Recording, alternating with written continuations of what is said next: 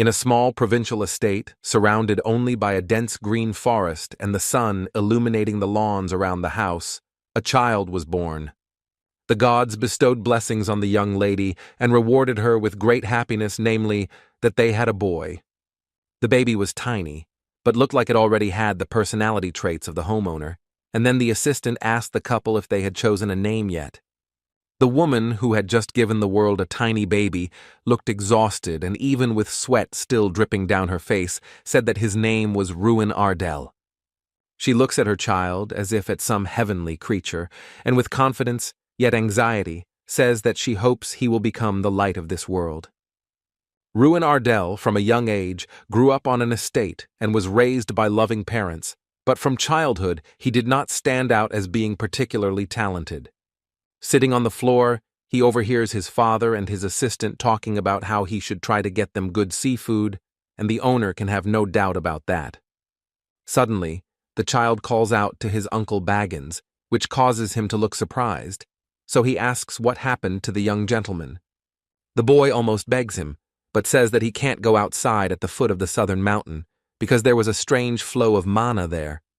Baggins looks at the young gentleman's father and doesn't understand what this could mean, but he himself doesn't know what his son is talking about. The weather was incredibly bad. The sky was covered with black clouds, and the rain was pouring so heavily that you could hardly see anything around you.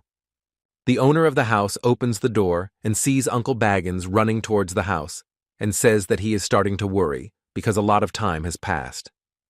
Entering the room, he apologizes and explains that he chose the longer route, and the man immediately, looking at the emotions of his interlocutor, asks what happened. He explains that he managed to escape trouble because he listened to the young master's advice, and the master doesn't understand what his son is doing here.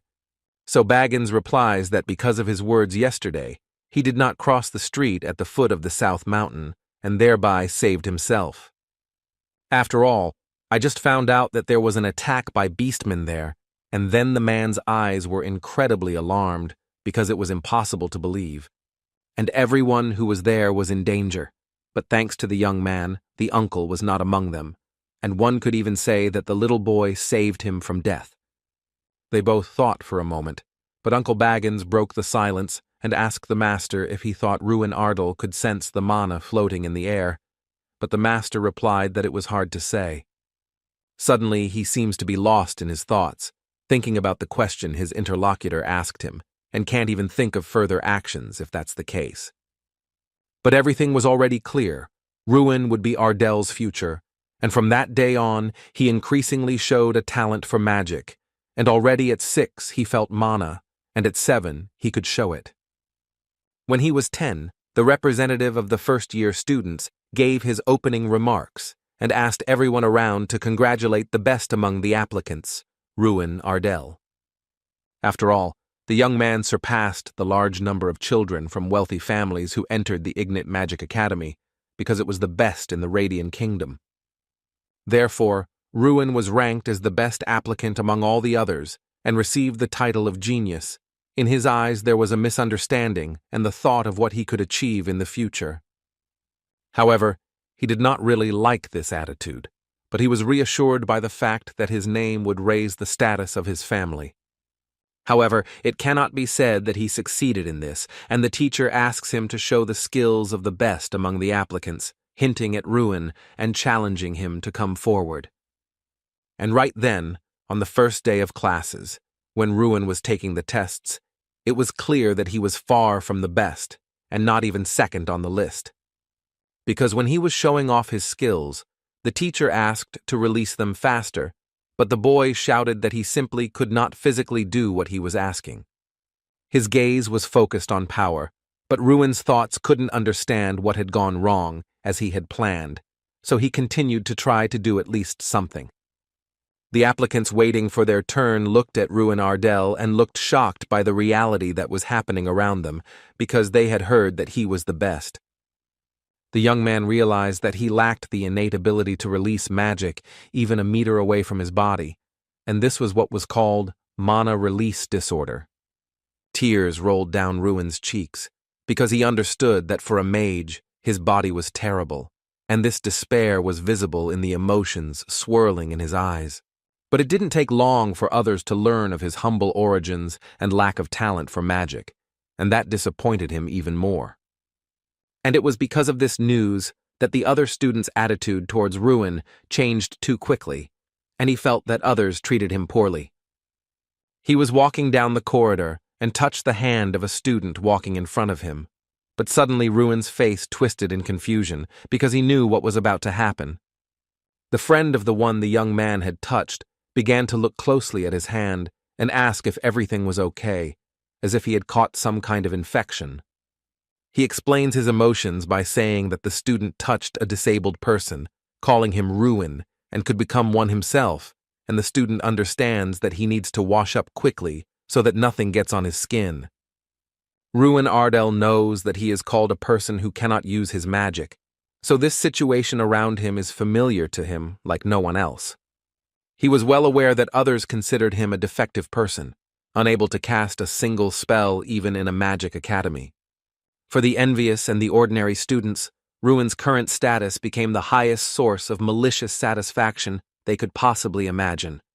And so the student he had touched stood before him and boldly asked why the young man was looking so impudently, having the courage, even though he was incapable of even using magic. Just then, the fist of an angry rival flies with all its force straight into Ruin Ardell's face, seeking to humiliate him in front of everyone and show his level in the academy. The young gentleman stands, his hands firmly resting against the cold wall of the establishment, as if trying to keep his balance and hide his fatigue from being humiliated by everyone around him. Holding his bruised and swollen eye, he aches in his heart and wonders whether he will ever be able to fulfill his dream of becoming a real magician and whether the bullying around him will ever end. After all, it was Ruin Ardell who once entered the academy with the highest scores and was considered more promising than any of his peers and applicants to the institution in general. Therefore, he worked harder than anyone, pushing himself beyond limits to prove himself worthy of the title of the academy's best student and to glorify his name. But due to a curse, the young man, who was once considered a true genius and the best student, became disabled in terms of his ability to wield magic. Therefore, Ardell thinks that this is how, unfortunately, his story at this academy ended, namely, ingloriously and painfully, leaving behind only the shadow of his former hopes and dreams. Ruin remained alone, silently watching the students around him cheerfully chatting with each other, as if completely forgetting about his existence. But he knew well that behind the friendly smiles and loud laughter lurked gossip and condemnation directed specifically at him. The young gentleman only thought that everything would end exactly as it did, as if fate had been preparing this bitter ending for him from the very beginning. After all, the boy could not even imagine that he would one day find himself in such a hopeless situation, where his dreams of magic would be shattered to pieces. That in the abyss of despair he is slowly drowning, losing his last strength and hope to escape the darkness that is consuming his life. And yet Ruin Ardell never imagined that even in the depths of despair, there would be a place for a miracle that could change his fate against all odds. The young gentleman seemed to be in some dimension, not understanding what was happening around him. His eyes were closed, and his body seemed to have left him and separated on a spiritual level, but outwardly nothing had changed. Having come to himself, Ruin mentally asks where he is and what is happening, but the feeling is as if he is underwater, at a very deep level. Suddenly, the voice that previously said the status window was unlocked and the player artifact was activated says that the young man is the incarnation of Drak, the destroyer of worlds. The young man looks at the man in front of him and doesn't understand what he's saying or how his eyes can shine with such a blinding red light. Ruin mentally asks himself if this is really a dream, but realizes that it is too realistic for a dream, and he feels that way. He continues to watch the person in front of him, and it seems like the person is trying to tell him something, or perhaps explain something. The boy's eyes gradually acquire a rich red hue, shining with an alarming light, as if a harbinger of inevitable changes. And then, After a certain time, they become completely bright red, as if a flame has ignited in them that will never go out. Sometime before this situation, events took place on the territory of the Ignite Academy training ground. At this moment, Professor Heidel loudly calls Ruin Ardell to him, and a silence falls around, filled with tension and anticipation. The teacher explains that, as previously explained, the young man only needs to create a fiery sphere and hit the scarecrow standing in front of him with it. After all, the fiery sphere is the magic that any student must master flawlessly.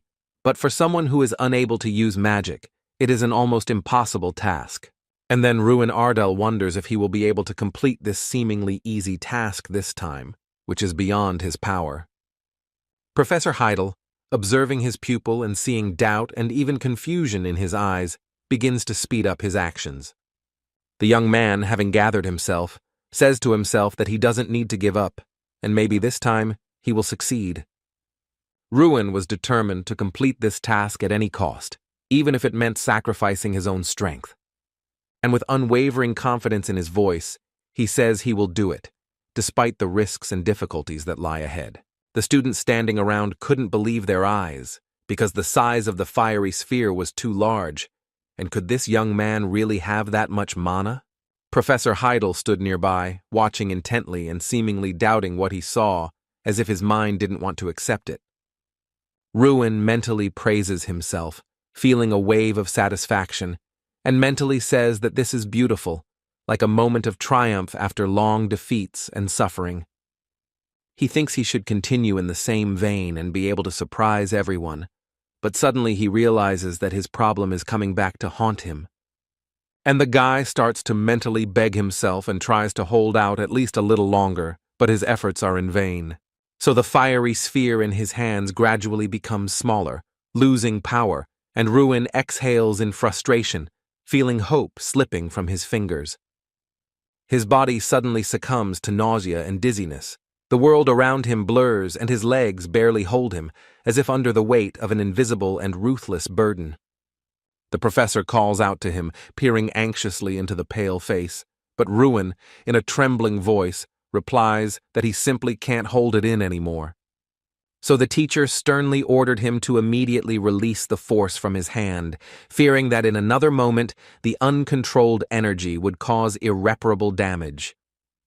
But Ruin understands with alarm and informs Professor Heidel that the fiery sphere seems to have grown to his hand and is not leaving at all, pulsing more and more strongly.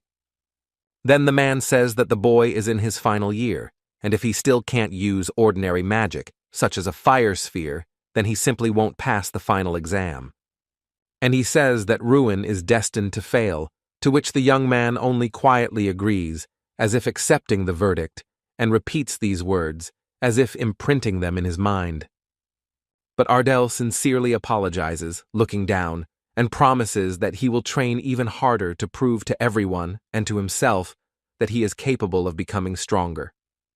In this practical shooting test, they have to create 10 fire spheres and hit the target multiple times, but Ruin cannot make even one sphere hit the target. Therefore, he does not even count on the role of a third-rate magician and hears condemnation from his classmates who consider him not worthy of training at all.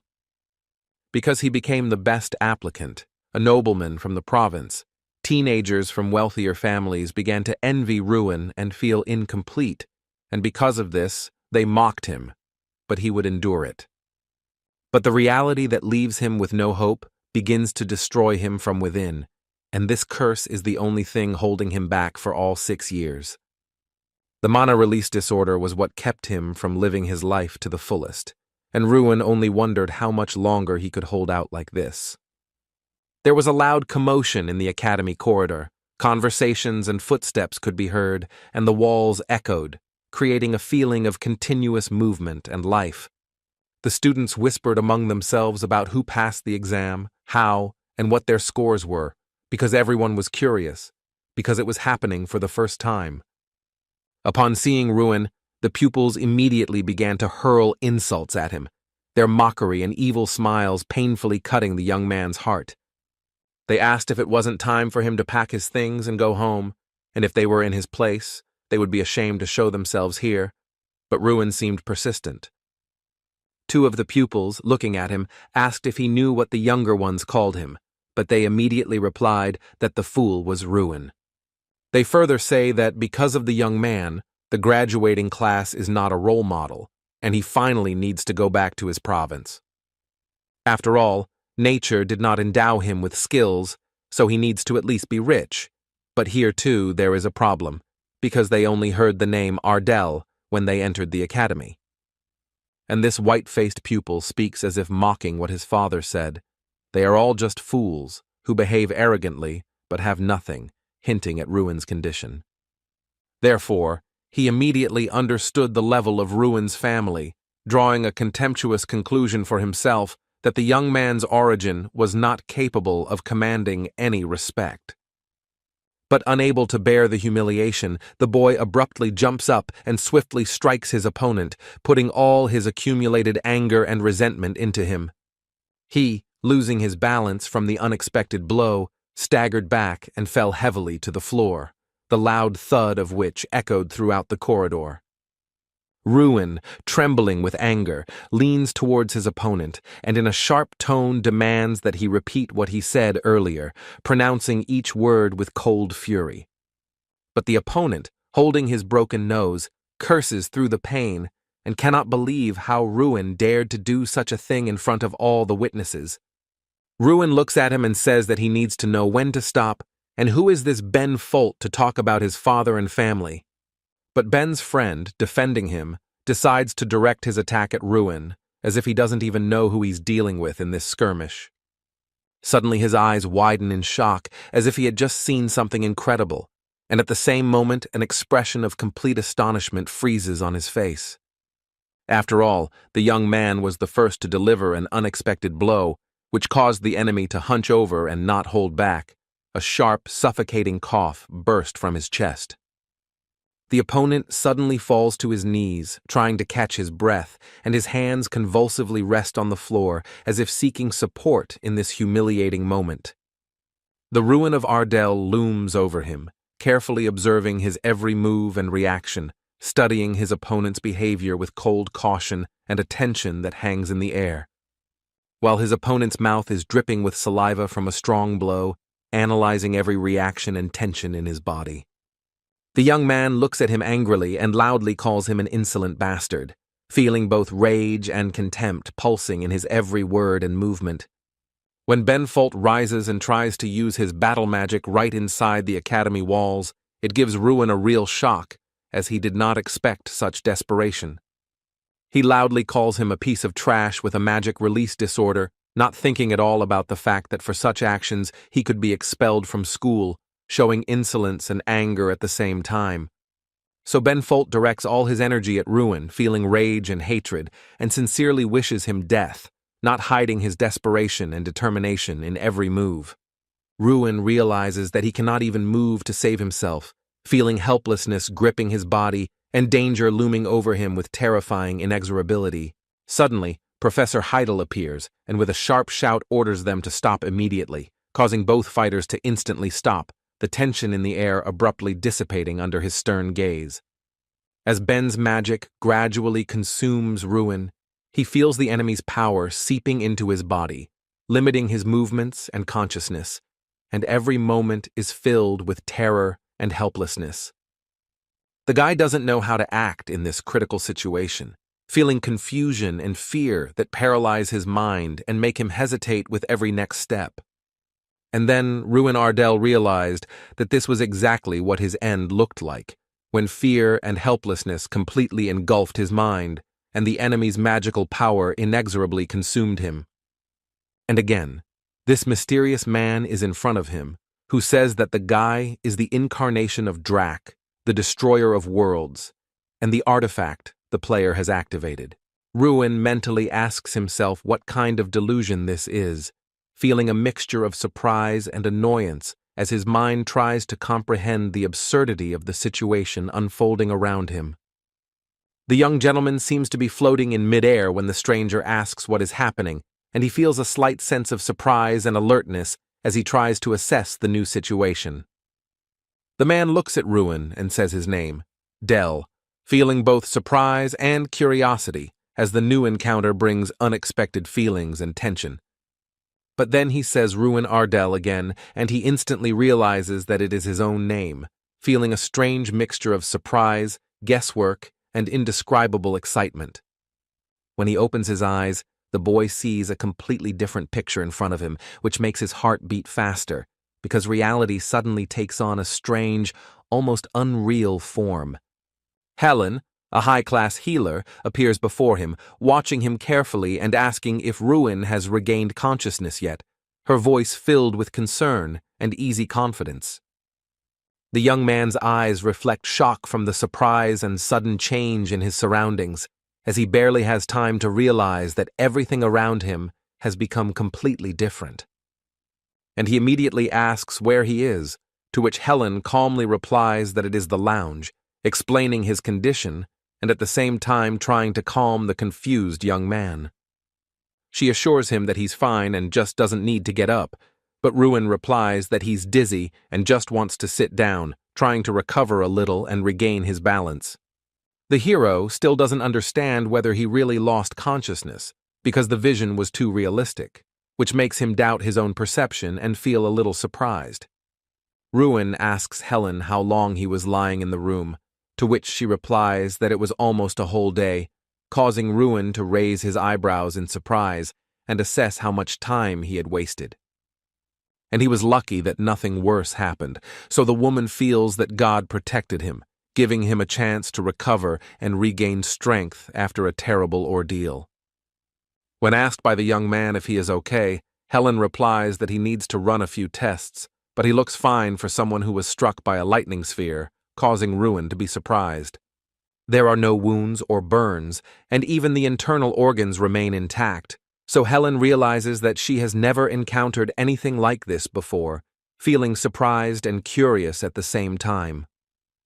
Ruin realizes that the lightning sphere is a terrible magic capable of burning the body in a matter of seconds, and he cannot understand how he managed to take such a blow, feeling both shock and surprise.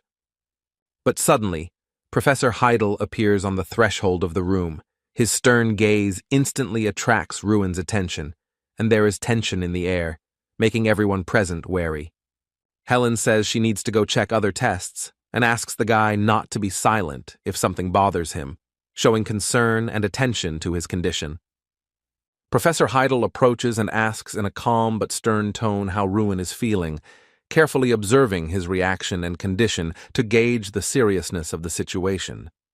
Ruin answers his question in the affirmative, and the professor explains that this is precisely why he came, because the professorial council has gathered to discuss the situation and take the necessary measures. The teacher explains that Ben Folt will be expelled from the institution, as using magic with intent to kill is an extremely brazen violation of the rules and endangers the lives of other students. He adds that unfair treatment and bullying of Ruin were also taken into account, and all of these factors formed the basis for the decision to expel Ben Folt from the educational institution. Ruin admits that he also hit Ben, to which the professor replies that he will also be punished and will do volunteer service for 1 month as a discipline lesson. And the teacher also wanted to ask his student something, approaching him with a serious expression on his face, ready to hear his opinion and assess his reaction to the question. He asks if Ruin has some kind of artifact, that is, a legendary weapon, which surprises the young man, because he did not expect that he could be asked about such a thing. After all, if he really had such an artifact, he would not have been mocked, to which the professor explains that, based on the value and rarity of such an item, the head of the Ardell family would have already used it for his people. Ruin doesn't understand why the professor asked him about this, feeling surprised and slightly concerned, because it seems to him that such a topic shouldn't concern his field. But the man gathers his thoughts together to explain the situation in more detail and make sure that the pet understands the real reason for his question. He says he is certain that before the young man was struck by the sphere of lightning, his body was enveloped in a red light, which makes Ruin wonder and suspicious about the nature of this magic. And he adds that he was seemingly protected by a high-ranking artifact that reflected Ben's magic, saving Ruin from a fatal blow and causing him a mixed feeling of surprise and disbelief. The student could not believe Professor Heidel's words, feeling a mixture of surprise, skepticism, and indescribable admiration that his life had been saved by a mysterious artifact. But suddenly he remembers a strange dream and begins to suspect that this may be connected to the events that have occurred, causing him a mixture of surprise and anxiety. However, he tries not to believe it, saying that he doesn't understand what happened and is sure that he doesn't have any artifacts, trying to ward off strange suspicions and remain calm. So the man asks him to rest, while the pet's thoughts are filled with complete uncertainty and lack of understanding of what happened. So he decides not to ask any more questions and just listens silently. He became curious about what the professor was thinking about now and tried to guess his intentions, watching every movement and facial expression, trying to discern his thoughts.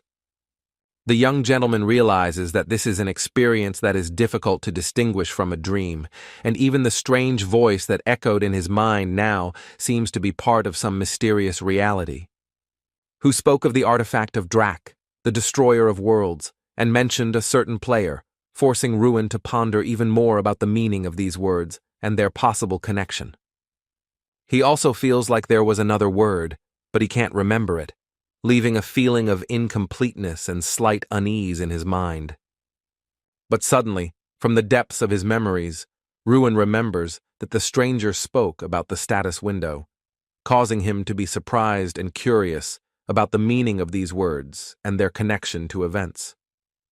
Ruin curses himself and still can't figure out if it really happened or if it was just an echo of a strange dream, mixing doubt with irritation.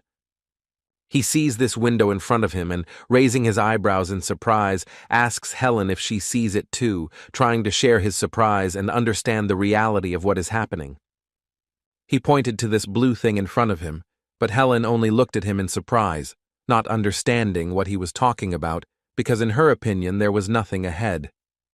Ruin mentally repeated that this simply could not be, because Helen, as before, could not see anything in front of her, and her gaze only wandered into emptiness. The guy realized that only he could see this status window, so he decided to quickly make up a denial and told Helen that he had just imagined it. So the woman, after reviewing the results, calmly reported that all the tests were normal, and he could return to his usual life in the dorm without any problems. Ruin looked at her and said a few polite words of thanks, although in reality his mind was somewhere far away, occupied with completely different thoughts.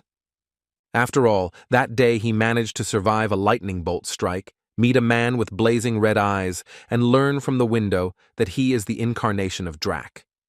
There was even a possibility that the artifact of a powerful mage named Draka had somehow ended up in the young lord's hands, although that seemed almost unbelievable. But suddenly, without any warning, another mysterious window flashed and appeared in the air right in front of him, as if responding to his thoughts. The window had a task that required physical strength and punches and kicks, but Ruin couldn't see how it could be useful to a mage like him. However, there was no doubt when time was running out, and Ruin realized that he had to immediately try to complete the task, even without understanding its meaning. So he clenched his fist and struck, and the window instantly displayed the result, informing him that this was only the first blow of 100 he was to make. Ruin then struck with his other hand, and the window immediately updated, showing that this was the second strike out of 100 he was to perform in this task.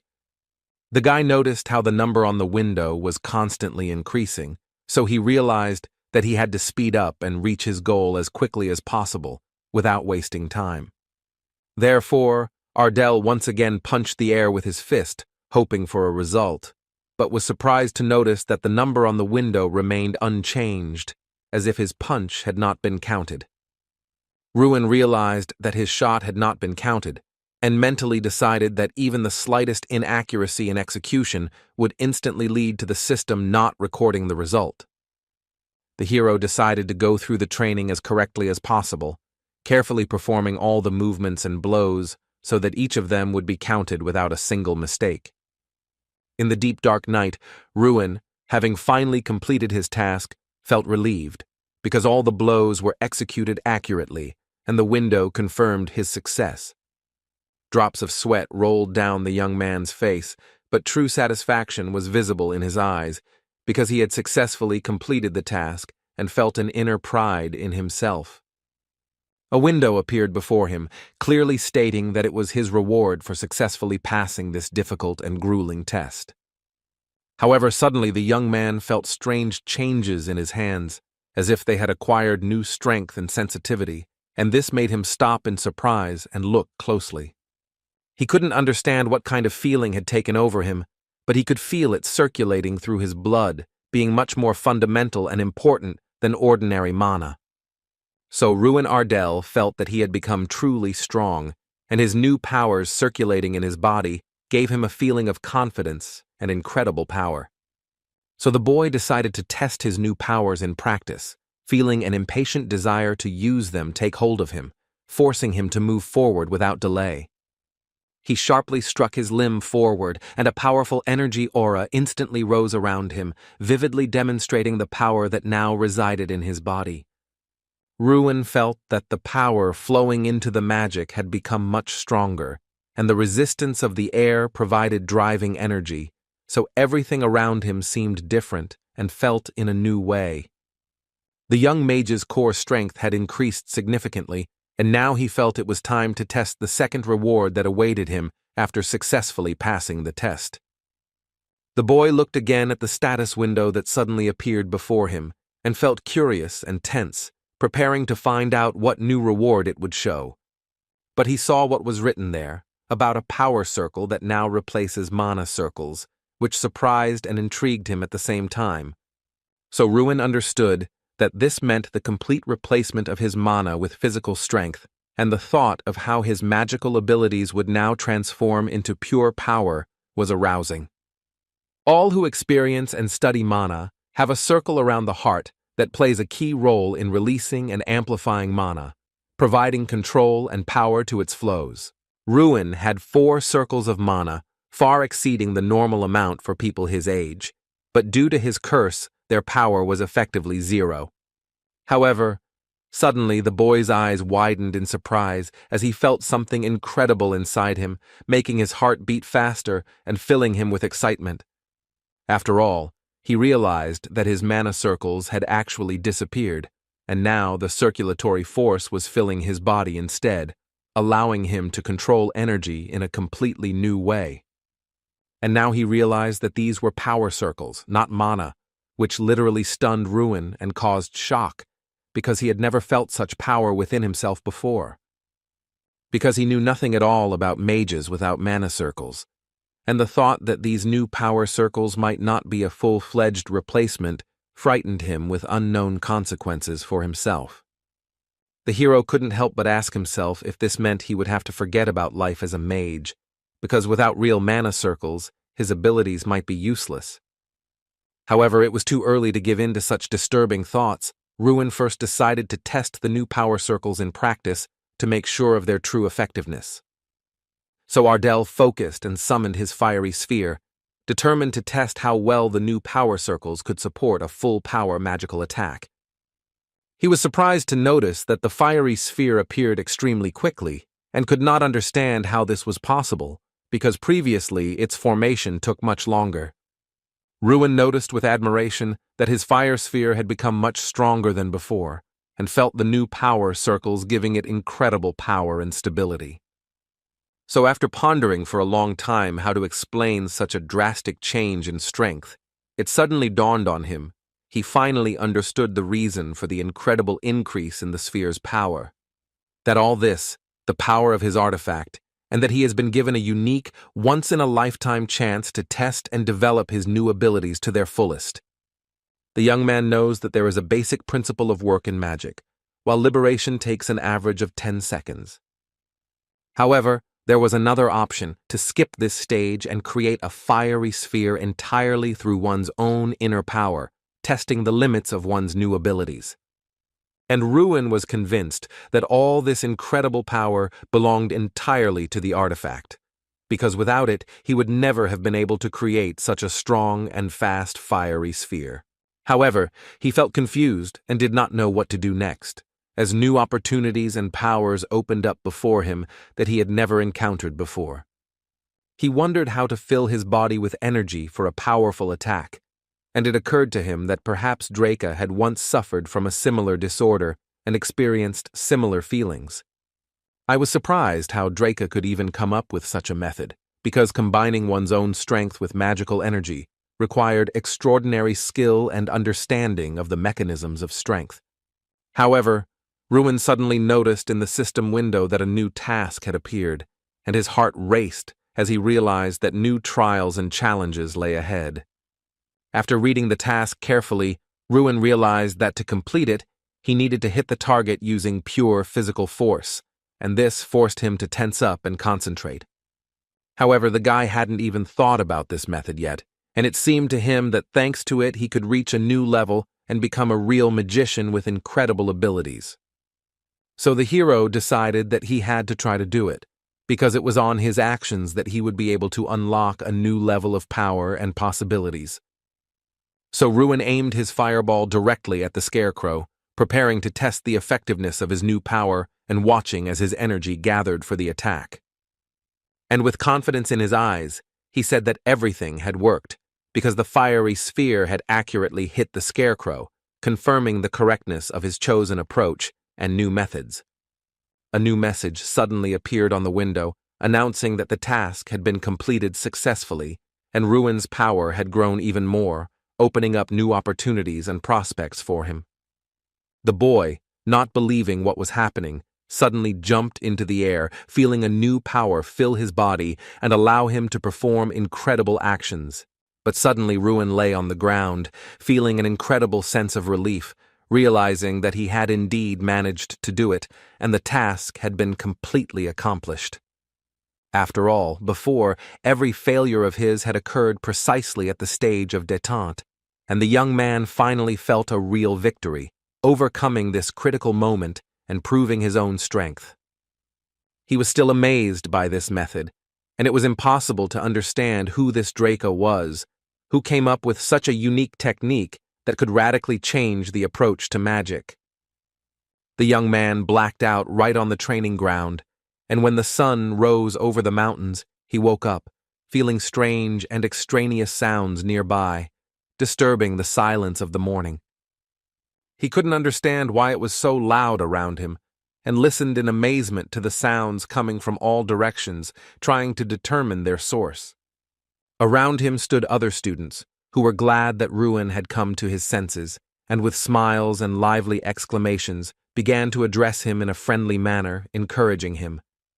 But the young gentleman, without hiding anything, asked those present if they had really seen a person sleeping on the street, as if it was completely normal and nothing to worry about. Suddenly, a boy declared that they had never seen anything like it, especially a nobleman willing to exchange a dormitory for sleeping on the street, and asked if Ruin had been drinking. However, the young man calmly replied that nothing of the sort had happened, and explained that he was simply tired after training and accidentally fell asleep on the spot, without any intention of doing so. The students, looking at each other, quietly agreed that the hero had changed somehow, as his demeanor and confidence after training betrayed a new level of strength and experience. They even noticed a destroyed scarecrow behind them, which was clear evidence of how strong Ruin's new power had become after the task and training he had completed. They could not understand whether it was really Ruin who destroyed it, or perhaps someone else, because the event looked incredible and almost supernatural to their eyes, and he could not have done it. Finally, Ruin Ardal returned to his dormitory, feeling relieved and internally satisfied after all the trials that had come his way that day.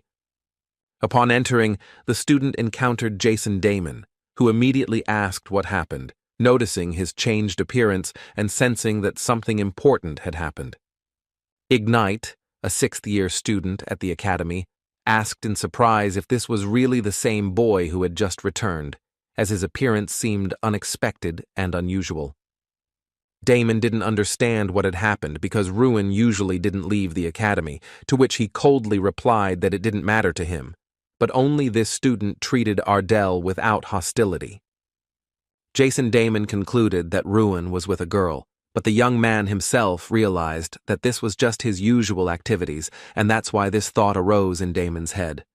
He continued to persistently ask the young man to tell him where he had been the previous night, and added that he was curious about how he had survived the lightning strike, trying to understand the whole situation. Without listening to anyone, Ruin headed to the bathroom, where he was finally able to relax, relieve tension, and allow himself to rest after all the trials and training. Suddenly, the hero remembered an additional task that still remained to be checked and felt that he could not postpone it until later because his success depended on a thorough check. Ruin noticed that the reward remained the same, but the number of repetitions of blows increased significantly, which forced him to prepare for new challenges and make even greater efforts. And, probably, the number of repetitions of blows would continue to double, so the young man should prepare for the fact that even more difficult and exhausting trials would await him ahead. However, the young man was ready to agree to anything if it really helped him become a magician, because the desire for power and knowledge outweighed any difficulties and trials. A month had passed since then, and Ruin had been performing the same task every day, but the number of repetitions had been steadily increasing, forcing him to train more and more intensely and with more endurance. If he failed to complete a task during the day, all his progress was instantly reset, forcing him to start over and tackle all the repetitions again with all his might. Therefore, the guy did not miss a single workout, feeling that even one loss of a day could ruin his progress, and worked diligently on every repetition of the task without exception. However, there was one plus in this situation, which made training a little easier for him, because he saw that each successful day noticeably strengthened his strength and confidence in his own abilities. The plus was that the requirements for completing the task never rose above 3,000 repetitions. Otherwise, Ruin might simply not be able to withstand it and die during the process. Every day, his leg or arm would rise in a blow, and the student would feel how each movement gradually strengthened his body, trained his endurance, and brought him closer to his goal of becoming a magician. And for the past month, Ardell has been going through these grueling workouts every day, never missing a day, gradually increasing his strength and endurance to incredible levels. And as a result of all this daily training, Ruin even acquired a new body art skill that allowed him to control his movements and strength during strikes even more effectively. Silence and tranquility reigned in the academy. A sense of peace was felt all around, while all the students sat in their classrooms. The students noticed that something was wrong with Ruin, as he constantly fell asleep in class, and this caused concern and surprise among his fellow academy members. Moreover, the guy actually settled on the training ground, where he relentlessly practiced punches and kicks, devoting all his time to developing physical strength and skill. But one of the students noted that Ruin was simply trying to compensate for his disorder through constant training, although he doubted that such an approach would actually work. So, for the past month, the teenager has been completing tasks every day while simultaneously searching for any clues that might shed light on Drax's personality and secrets. However, he could never find any mention of mages with that name in historical records, which made Ruin ponder even more about the mystery of Drax. The same went for the Destroyer of Worlds, the player, and the status window. There was no mention of them either, which made Ruin ponder even deeper about the unknown secrets.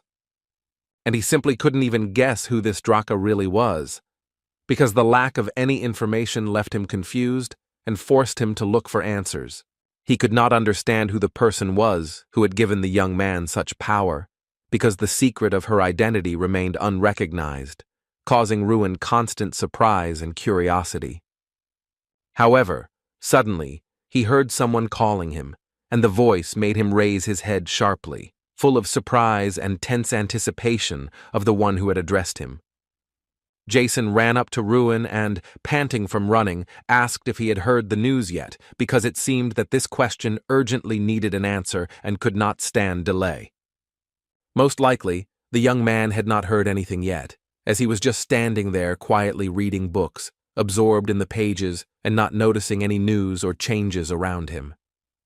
Ruin Ardell looked up from his book and asked Jason if something serious had happened, as his peaceful occupation had abruptly disrupted the feeling of an ordinary day. To this, Jason replied that the head of the Ardell family had arrived at the academy, and Ruin felt his heart speed up a bit at the unexpected news and the importance of this event. And the young gentleman instantly realized that his father was indeed here, at the academy, and the thought of meeting him made his heart beat faster and caused a wave of tension. Therefore, the boy abruptly jumped up, his heart pounding with excitement, because the realization of his father's presence at the academy forced him to act instantly and without hesitation. Running towards the man and shouting as if calling him, Ruin felt a mixture of joy and anxiety, his heart pounding, and every step brought him closer to the long-awaited meeting. When the elder turned towards him, he still could not recognize who was standing before him, and the young man, running, filled the space around him with impatient anticipation of the meeting. However, suddenly the man's face changed as he recognized his son, and surprise and joy flashed in his eyes, mixed with excitement from the unexpected meeting. Ruin, sitting opposite, noted that his father had sent him here 6 years ago and asked how he had spent all this time, to which he calmly replied that everything was fine, as usual. The young man asked how his younger sister Ruina was, and his father replied that she had grown up and was now studying the martial art of swordsmanship, having made significant progress. He added that she wanted to protect her weaker older brother, and Ruin felt a little uncomfortable, to which his father remarked that his sister had always been more confident. However, suddenly the boy gathered all his inner strength and, full of determination, turned to his father, seeking to convey his thoughts and feel the support of his family. He calmly said that everything was fine with him, trying to reassure him and show that, despite all the trials and training, he felt strong and ready for further challenges. The father did not believe his son's words, but Ruin persistently repeated that everything was indeed fine, and no one was mocking him either physically or morally, demonstrating his own confidence.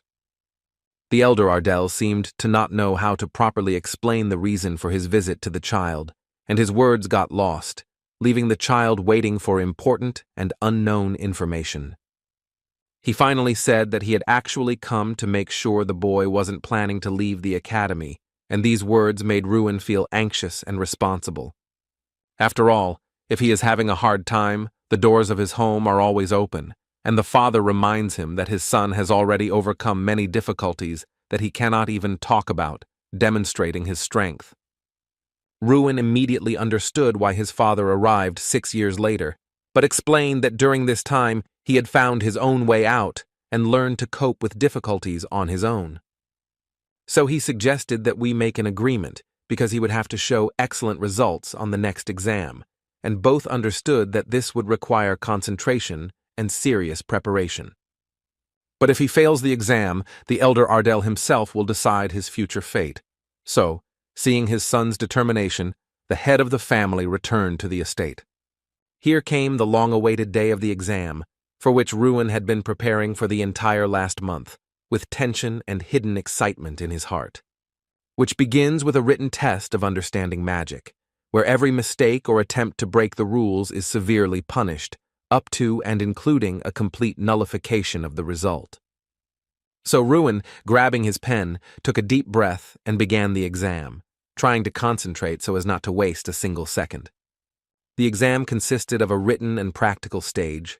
This part was divided into 4 more tests: target shooting, measuring magical power, real combat, and a one-on-one duel. Ruin coped flawlessly with the written part, as he had throughout his studies, but in the practical tests, Mikkel from the influential Garyhill family always remained the undisputed leader.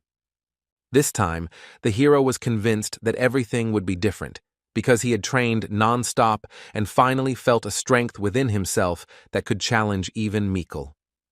And he was too confident in himself, because he believed that this thing would be able to win first place, despite all the obstacles on the way. After completing the written part, it's time to move on to the practical exam, where Ruin will have to prove his skills and strength in action. Jason Damon walked up to Ruin and called out to him loudly, showing confidence and intent on watching his every move on the practical exam. He asked if Ruin had any plan of action, because his strange behavior caused surprise and forced Jason to be prepared for any development of events. The hero replied that he would try a new approach today, to which his friend asked in surprise if the young man had really found a way that could challenge him in a practical duel. Their conversation was interrupted by another student, Mikkel, who called the boy over in surprise and asked what he was doing here, as if there was no point in being here. Suddenly, Mikkel Garyhill shouted at Ruin and asked if he really, despite his disorder, dared to participate in a practical duel, showing surprise and disbelief. The younger Ardal replied that he had actually only come to take the exam, and there was nothing wrong with that, demonstrating calmness and confidence in his abilities in front of Mikkel. And then Mikkel decided to give advice to someone who had not passed the practical part for 6 years, full of light sarcasm and a desire to emphasize his own superiority. So, instead of going out and subjecting himself to humiliation, Mikkel suggested that Ruin simply surrender, leaving him surprised and a little irritated. But the young man sharply replied that he would not need Mikkel's advice, demonstrating determination and unwavering confidence in his own abilities and intentions. However, suddenly Mikkel noticed that Ruin had misunderstood him, explaining that with the disorder, he was unlikely to be able to successfully pass this exam, leaving his opponent in his thoughts. The hero did not understand where Mikkel got such courage and confidence from, because he had never behaved so boldly and self-confidently before. The first part of the practical exam was aimed shooting at designated targets, where each miss could cost valuable points and affect the overall result. His goal was simple: to determine how many targets a future magician could hit at once, assessing accuracy, speed, and control of magical power while firing. But this year, the level of difficulty was significantly increased, as the targets were now moving, forcing participants to demonstrate not only accuracy, but also reaction speed and skill in controlling magic. Student Angela missed a single target, and this immediately affected her grade, highlighting the difficulty of the new moving targets and the high demands of the exam. Other participants also struggled with the exam, and therefore the overall scores were simply terrible, demonstrating the incredible difficulty of the task. Because the next student was only able to hit 3 targets, confirming how difficult the exam was and how high the demands were on future magicians. And who would have thought that, because of such a seemingly insignificant difficulty, the performance would drop so much, and the quality of graduates would leave much to be desired. Professor Ellick, being Mikkel's uncle, noted that it was too early to be disappointed, because all the tests were still ahead and the main student could show potential. After all, it was Mikkel's time to demonstrate his abilities, and everyone was eagerly waiting to see how he would handle the moving targets and confirm his reputation as the best student. So Professor Ellick's nephew, focused and determined, steps out into the square where spectators, judges, and an uneasy silence await him before the test. As the test begins, Mikkel addresses the young man, urging him to watch carefully and not miss a single move, because every moment could be decisive. After all, he doesn't even realize what Ruin has planned, and how cunning the plan has already begun to imperceptibly materialize right before the eyes of everyone present. The professor, raising his voice impatiently, loudly shouts for Mikkel to begin, eager to begin the test as soon as possible and see what he is truly capable of. And he, agreeing, confidently said that he would show Ruin the difference between them, to prove once and for all which of them possessed true skill and strength. So the student, concentrating all his strength and skill in one powerful movement, hit several targets at once, making the audience gasp in amazement. The students watching this were not at all shocked, because every year Mikkel proved beyond doubt that he was the best among all who had passed such tests. Professor Ellick was sincerely happy, and barely holding back his emotions, said, "Isn't this young man a worthy descendant of the illustrious Garrikill family, whose achievements are remembered by generations?" He turns to Tyrion Ignite and, with a faint smile, asks if he doesn't think that Mikkel is the true pride of their academy and an example for everyone. The head of the academy sternly tells him not to continue, emphasizing that it is enough to demonstrate his abilities and it is time to give the other participants a chance. After all, according to him, this time is quite enough to fairly assess the abilities of current graduates and understand who really deserves recognition and praise. Professor Heidel remarks that, why don't they sit a little longer because Ruin is next to speak, and Tyrion Ignite finds it hard to believe that he is capable of demonstrating any results. But despite his doubts, he agreed to give Ruin his due and to carefully watch how he would handle the exam and whether he could at least partially exceed expectations. Ruin realizes that things are going well and sees this as the perfect opportunity to test his own strength and show everyone what he is capable of to the fullest. So the teacher, observing intently, asks him to begin, signaling that it is time to show his mastery and confirm the skills he has acquired. To this the student agrees, intently preparing his fiery sphere, feeling the energy building up inside, ready to explode with a powerful, devastating blow. Suddenly, the force around him rapidly increases, forming a powerful flame that completely engulfs Ruin, causing everyone present to freeze in admiration and alarm. All the professors and the head of the academy could not believe their eyes, watching the incredible speed of the call, which exceeded all their expectations and imagination. The students, watching Ruin, were also in complete shock, because no one expected him to demonstrate such strength and skill at the very beginning of his performance. Mikkel, despite everything, calmly notes that he has a disorder and emphasizes that the main thing is to hit the target accurately, because only the result matters. And Ruin, in fact, turns out to be almost powerless, because his attempts to resist Mikkel's efforts, in his opinion, have no effect, leaving him vulnerable. The new skill instantly adds acceleration to Ruin's movements, making his every step and maneuver faster and more unpredictable, perhaps even powerful enough to surpass Mikkel. He recently acquired this skill, and it is thanks to it that the guy is able to move abnormally fast, literally outpacing the expectations of everyone around him and gaining an advantage in a duel. In other words, Ruin Ardell is now moving like a real typhoon, carrying with it improbable speed and force, breaking any obstacles in its path. His face shows absolute self-confidence, which seems to radiate self-confidence and a willingness to overcome any opponent without hesitation. After all, he sincerely believes in his own strength, which has grown incredibly high, giving him a feeling of invincibility and confidence in every movement. Looking at Ruin, sweat dripped from the professors' faces because even they could not hide their surprise and excitement at the incredible strength and speed that the young man was demonstrating. And the students couldn't help but cover their mouths and turn away, watching in fascination as Ruin passed the exam, as his skill and speed left them in awe. Finishing and carefully looking at the result of his work, Ruin realizes that everything turned out exactly as he planned and feels deep satisfaction from the success achieved. Watching the young magician successfully pass his difficult exam, the teachers and mentors present begin to carefully count his scores. So, Ruin had 27 goals, each of which he carefully considered, planning his actions and choosing the most optimal path to achieve them. The students realized that this was the greatest result in the history of the academy, and their faces reflected admiration and surprise at the incredible achievement.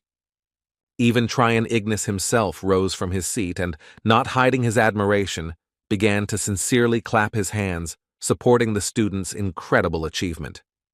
He turned to Ruin, looking at him with sincere admiration, and said that this was a stunning result that exceeded all the academy's expectations. All the students also started shouting at Ruin, encouraging and praising him, loudly exclaiming that he was truly a good boy and deserved recognition.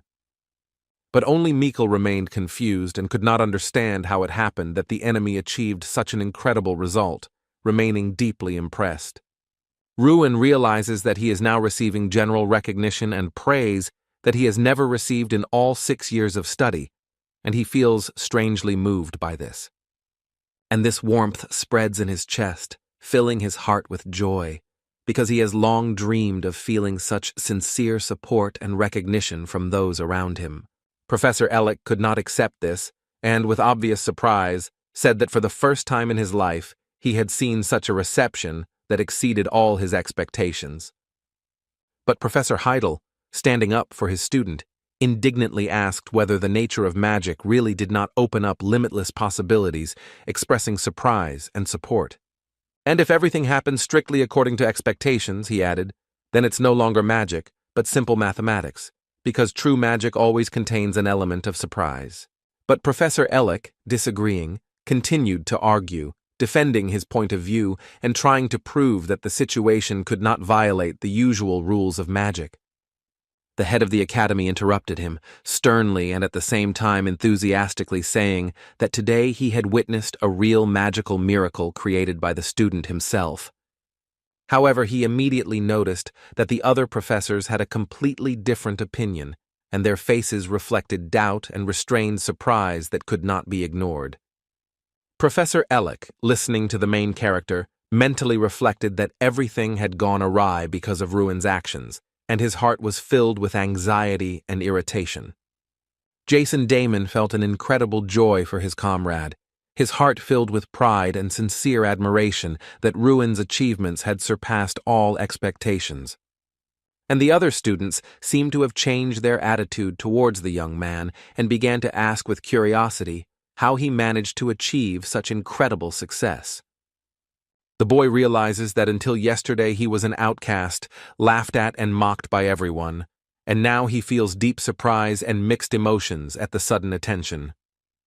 Everything changed in one day, and the boy understood that for some, Ruin remained like a bone in the throat, causing envy and hidden rejection among his classmates. Entering his room, he unexpectedly sees Mikkel sitting there waiting, and this makes the meeting tense and a little uncomfortable. But Ruin, noticing him in his space, discreetly asks what he is doing in someone else's room, trying to hide his surprise and slight indignation.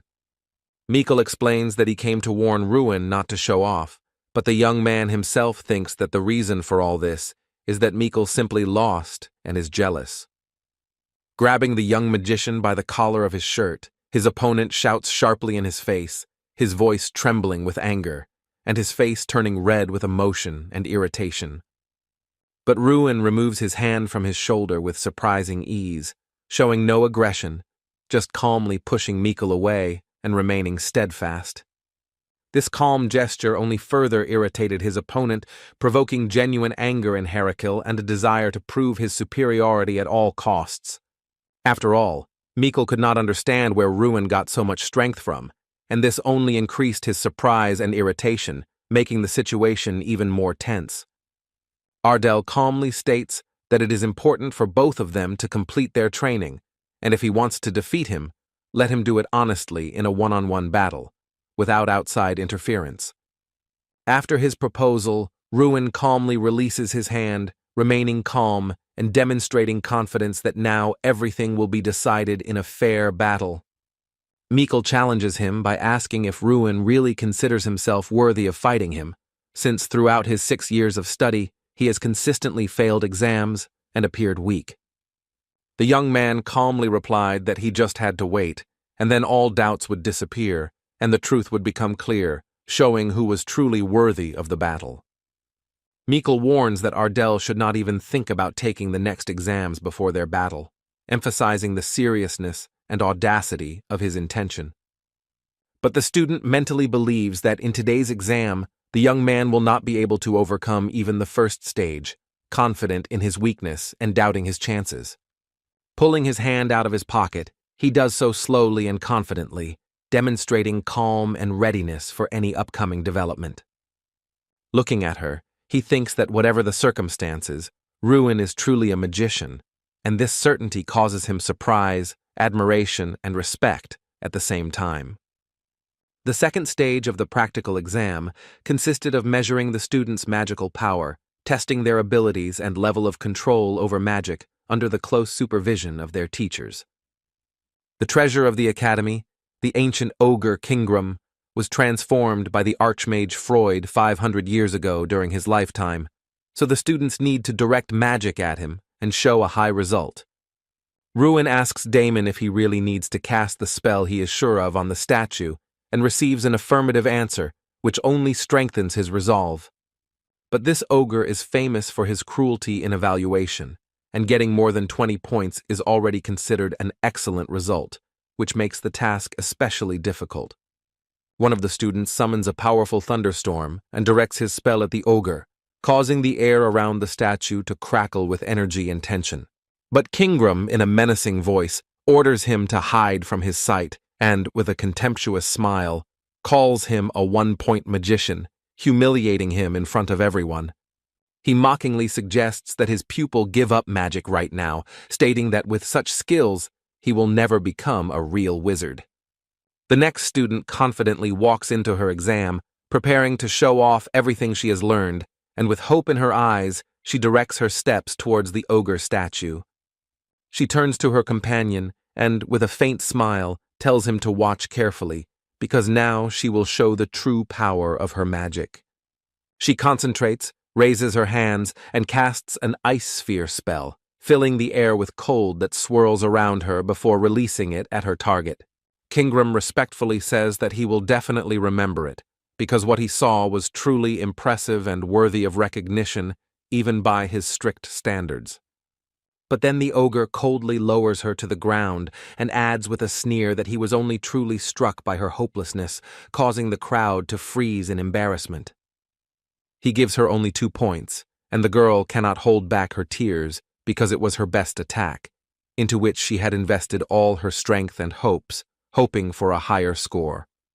Jason also failed the exam and only got a 5, but not wanting to accept it, he argued until he was ordered to return to his seat. Mikkel Garahill is called up next, and all the students watch with interest as he confidently takes the exam, preparing to show off his abilities. The student gathers all his strength together, filling himself with determination, and looks as confident as possible, ready to demonstrate his true strength in front of everyone. He focuses his magical power on the statue, feeling the energy pulsing in his hands, ready to strike the target with maximum accuracy. And suddenly the ogre Kingram, loudly and sternly, declares that he is disappointed, and suspiciously asks if Mikkel is not the son of George Garahill, causing surprise among all present. To this, Mikkel calmly replies that he is indeed his proud third son, looking confident and seemingly enjoying revealing his family connection. Kingram laughs loudly at the young man and disdains that his father was a worthless person who begged for points, emphasizing his contempt for Mikkel's family.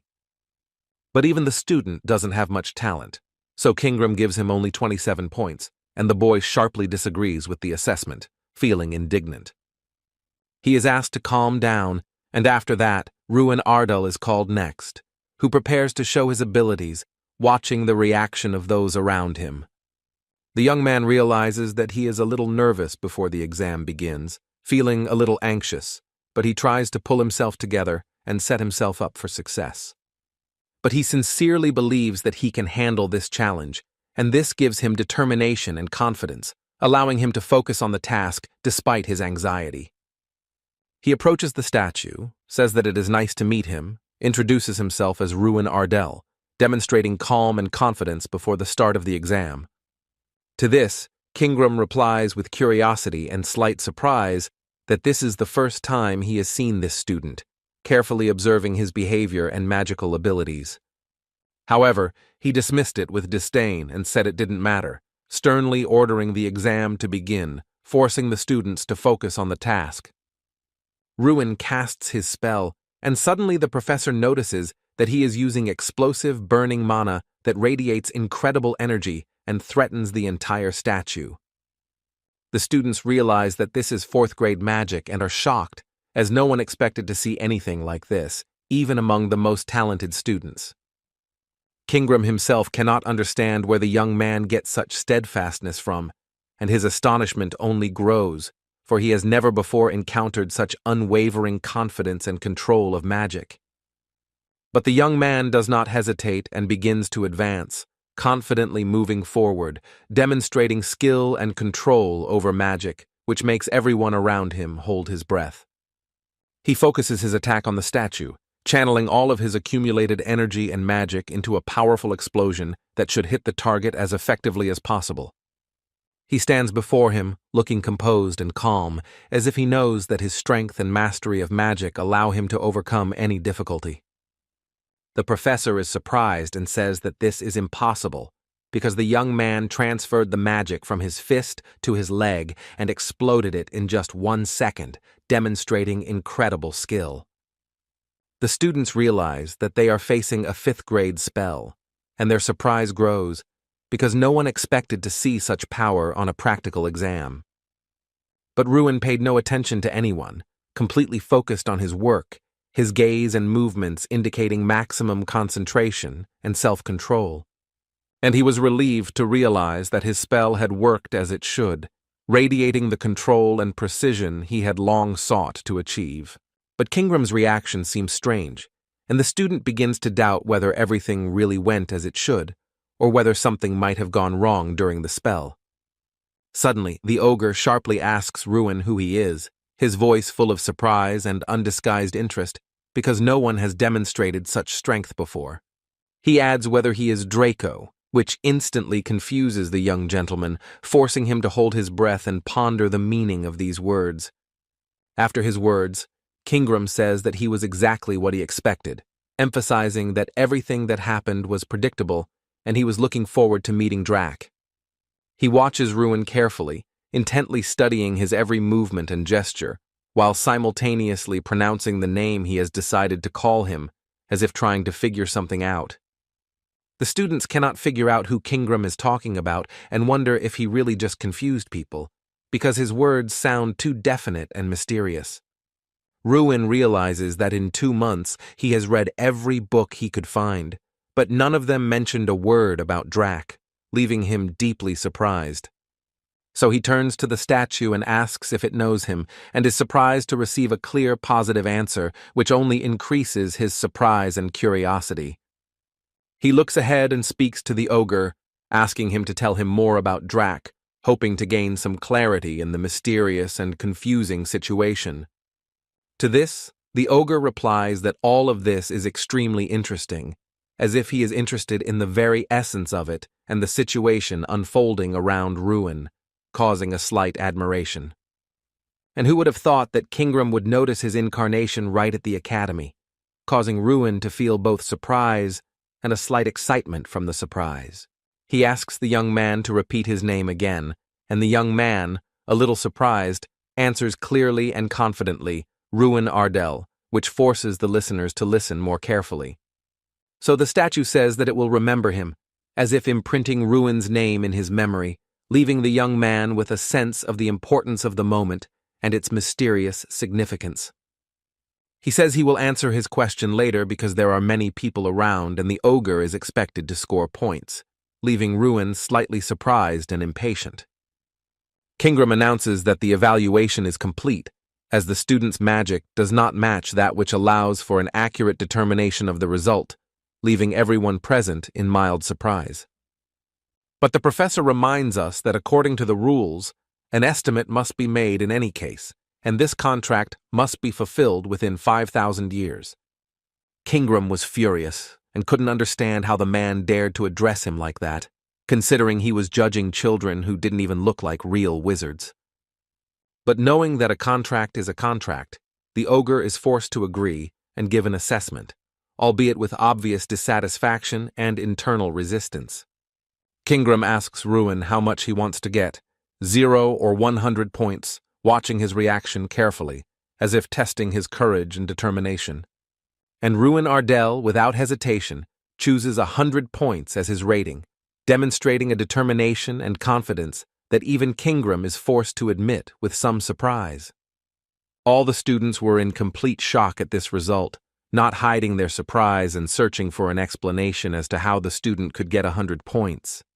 And the boy once again found himself at the very epicenter of events, attracting the attention of everyone around him and feeling how every movement and word acquired extraordinary importance.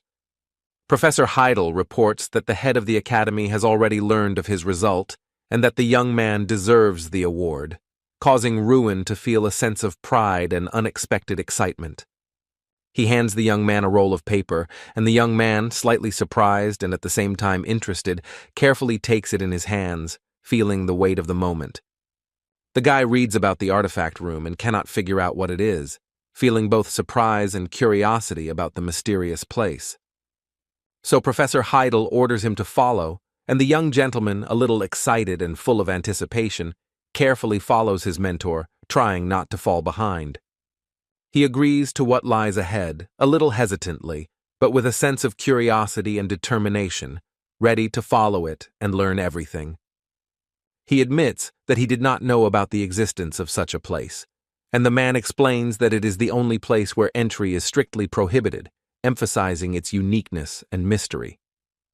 So Ruin doesn't understand why he's being taken there since the place is forbidden, and feels a mixed sense of surprise and slight excitement before the unknown.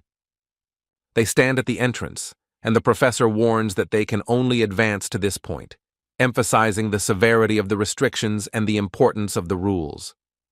So Ruin realizes that he will have to enter alone, feeling both excitement and fear of what awaits inside the forbidden room. Not understanding what exactly is happening, the boy decides that he needs to see for himself, feeling a mixture of excitement and intense curiosity. He cautiously enters the artifact room, feeling his heart beat faster with surprise and anticipation of what might unfold before his eyes. Inside, he sees many objects he has heard of before, and quickly concludes that this is most likely the magical warehouse of the Archmage Freud Ignis, full of secrets and power. Suddenly the boy hears a voice softly saying that the student looks confused, forcing Ruin to concentrate even more and try to understand what is happening. But it turns out that it was Kingram who unexpectedly appeared before him, causing the pet to feel both surprise and slight excitement. And he no longer looks like a stone statue but appears before Ruin alive and real, his presence adding unexpected weight and tension to the situation. So the ogre explains that this is the only place where he can appear in his true form, and Ruin realizes the uniqueness of the moment and the rarity of such an opportunity. But the student asks what the ogre meant when he spoke of its value, feeling both curious and slightly agitated by the mystery of what was said. To this, Kingram replies that the young man does not yet realize his true significance, forcing him to reflect on the depth of what was said and his own potential. Despite the fact that Ruin uses the same artifact as the player, he still does not fully realize its significance and the power hidden within. After all, this artifact is one of a kind, so Ruin wonders in surprise how he managed to obtain it, feeling both curiosity and slight surprise. But the young man sincerely replies that he himself does not know how he ended up with this, and does not understand who Draco is at all, leaving Kingram in slight surprise. He is not sure whether to trust the guy's words, carefully observing his behavior and trying to figure out how sincere his answer is. However, Kingram suddenly explains that this is an entity that aspired to become God, causing Ruin to feel both astonishment and slight fear of its power. Draco once came to the Sky Peak tribe, to which an ogre belonged. He was short and small, and his appearance looked unattractive. His strength was so insane that no one in the entire tribe could stand up to him, and what's more, Draco only grew in power with each passing day. He was respected not only because he lived with them under the same sky and shared their traditions, but also because he had long since become an integral part of their tribe. He tirelessly taught Kingram, the chosen successor to the future leader of the tribe, the secrets of the language and the refined art of magic for a long 100 years, passing on to him the knowledge and wisdom of generations. Ruin could not comprehend with his mind how an ordinary person could live for so many long centuries, because for him, even one life seemed too short. To this, the ogre calmly explained that the one they considered human had never actually been mortal, for his nature and origin belonged to a completely different world.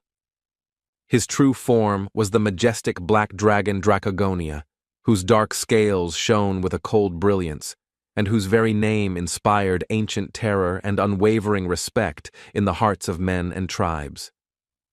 The main character was so shocked by the information he heard that for a long time he couldn't come to his senses and believe whether everything he said was really true, because to him it sounded like an incredible legend. Kingram only replied in surprise. Did the young man really not know that magic itself originated from dragons? But for the main character, this was always just a beautiful fiction.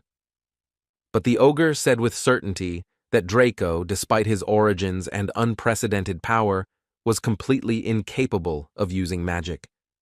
So he invented his own way of fighting, like Ruin now, filling his arms and legs with magic so that every blow and movement became deadly accurate and incredibly powerful. Ruin was convinced that Draco was being treated the same way as he was, and finally, realizing this, he understood the full depth of events and the reasons for actions that had previously seemed incomprehensible. The Black Dragon had invented a unique ability that only he could use, and now he demonstrated it to Ruin for the first time, showing all his unprecedented power and skill. And thanks to this incredible ability, Draco became the strongest being in the world, whose power exceeded all limits, and even the most powerful creatures did not dare to challenge him. But Draco felt no joy in his power and relentlessly increased it until he eventually brought himself and everyone around him to their doom, leaving only destruction in his wake. And Ruin finally realized why he was called the Destroyer of Worlds, because the power that Draco once possessed was so incredible that the young man could not even imagine its true scale. Suddenly the hero noticed a window in front of him, and a sense of reward flared up in his heart, for he realized that he now had the opportunity to communicate with the ogres.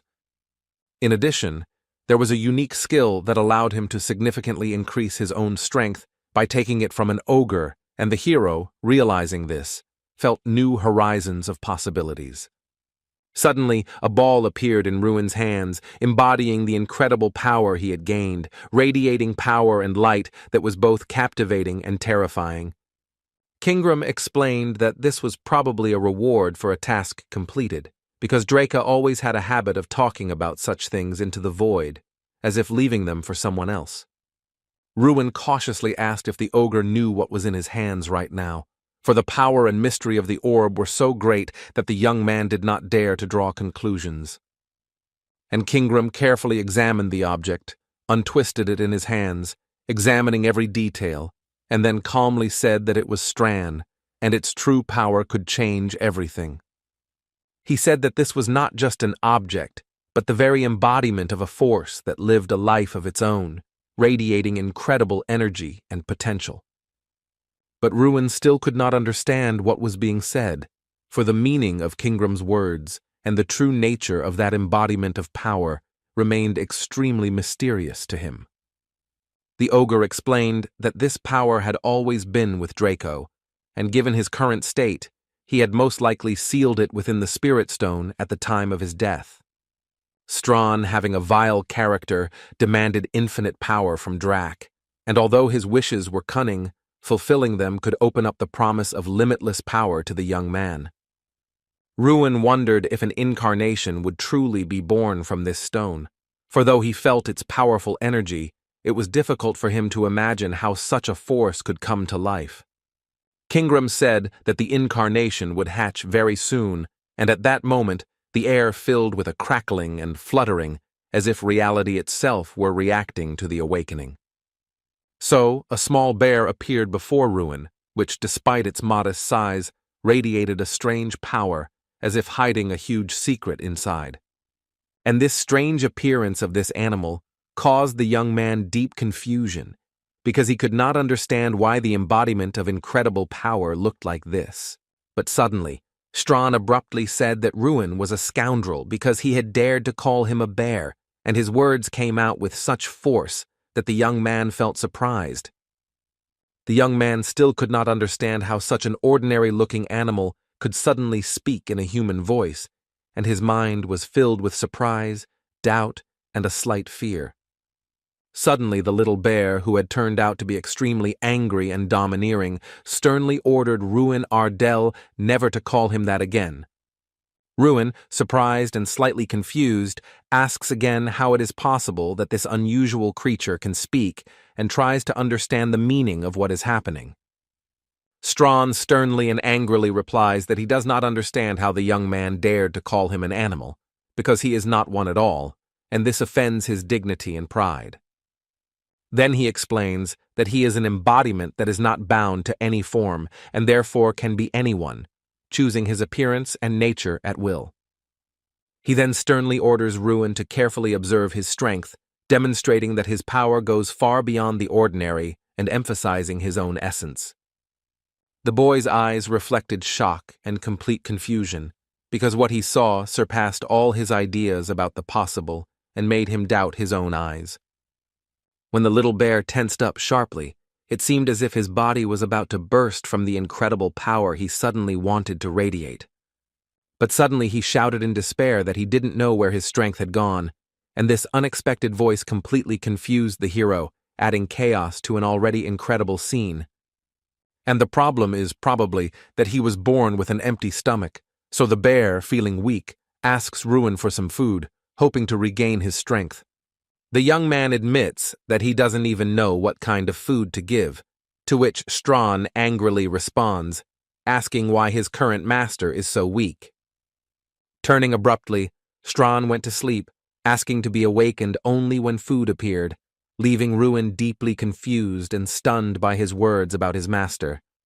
Kingram notes that even though millennia have passed, his character has remained unchanged, the same stubbornness and pride that have not changed even with the passage of time. Looking at Ruin with Strawn, the ogre seems to be returning to the good old days, when life was simple and events were filled with nostalgia and memories of the past. After all, they remind him of Strana and Drak, whom he once met in his homeland in the Sky Peak tribe, awakening the fire of old memories and nostalgia. He asks what Ruin Ardell, a young destroyer who carries the will of Drak, is going to do next, seeking to understand his intentions and future path. With this force that makes him extremely powerful, standing on the edge, it can either destroy him or guide him on the right path, shaping his destiny and choices. Ruin realizes that the true reason for his quest for power was to protect his people from demons, realizing that his goal was always noble. He also understands that he sought to glorify the Ardell name and show himself to those who had previously insulted him, proving his own dignity and strength through courage and actions. He realizes that this is enough, because he still has a lot to protect, and the young man firmly decides not to give up on his goal, despite all the difficulties. So he answers that he will live according to his own will, standing up for himself, protecting his people and family, and will not allow anyone or anything to guide his path. Kingram says that's good, and will look forward to the future the young mage will bring, hoping that his actions and decisions will define a brighter path for all. After learning the information, his daily routine remained unchanged, except for Strana, who stubbornly refused to wake up, creating a little chaos in the usual order. But as soon as he heard the word food, Strawn suddenly jumped up, forgetting about his tiredness and sleep, and his energy instantly returned, causing everyone around him to look at him in surprise. And Ruin realizes that feeding has now been added to everything else, becoming a new daily obligation capable of bringing chaos to his routine. After all, this little bear seemed to live only on food, and each meal was a source of intelligence and strength for him, which made his behavior completely dependent on nutrition. But more than that, he consumes too much, so that even large food supplies quickly disappear, forcing Ruin to constantly monitor his appetite and replenish supplies. Ruin realized that this food in question was actually a kind of power that the young man gained from completing his tasks, and that consuming it directly affected his power. After studying the status windows, Ruin realizes that Strawn is useful to him because the companion skill accelerates the guy's development, providing additional support and improving his abilities. Its owner gains 100 strength points each time it becomes stronger, and 200 when it gains 2 stars, and this process repeats itself endlessly. Before his ceiling, he had 31 stars, to which Ruin replies that he feels strong even without 1,000 units of strength, realizing the inner power that experience gives him.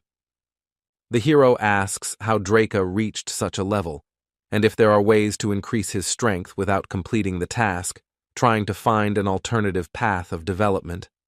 Strawn replies that if he really wants to learn how to reach that level, then he should first give him a glass of water, emphasizing his demandingness even in small things.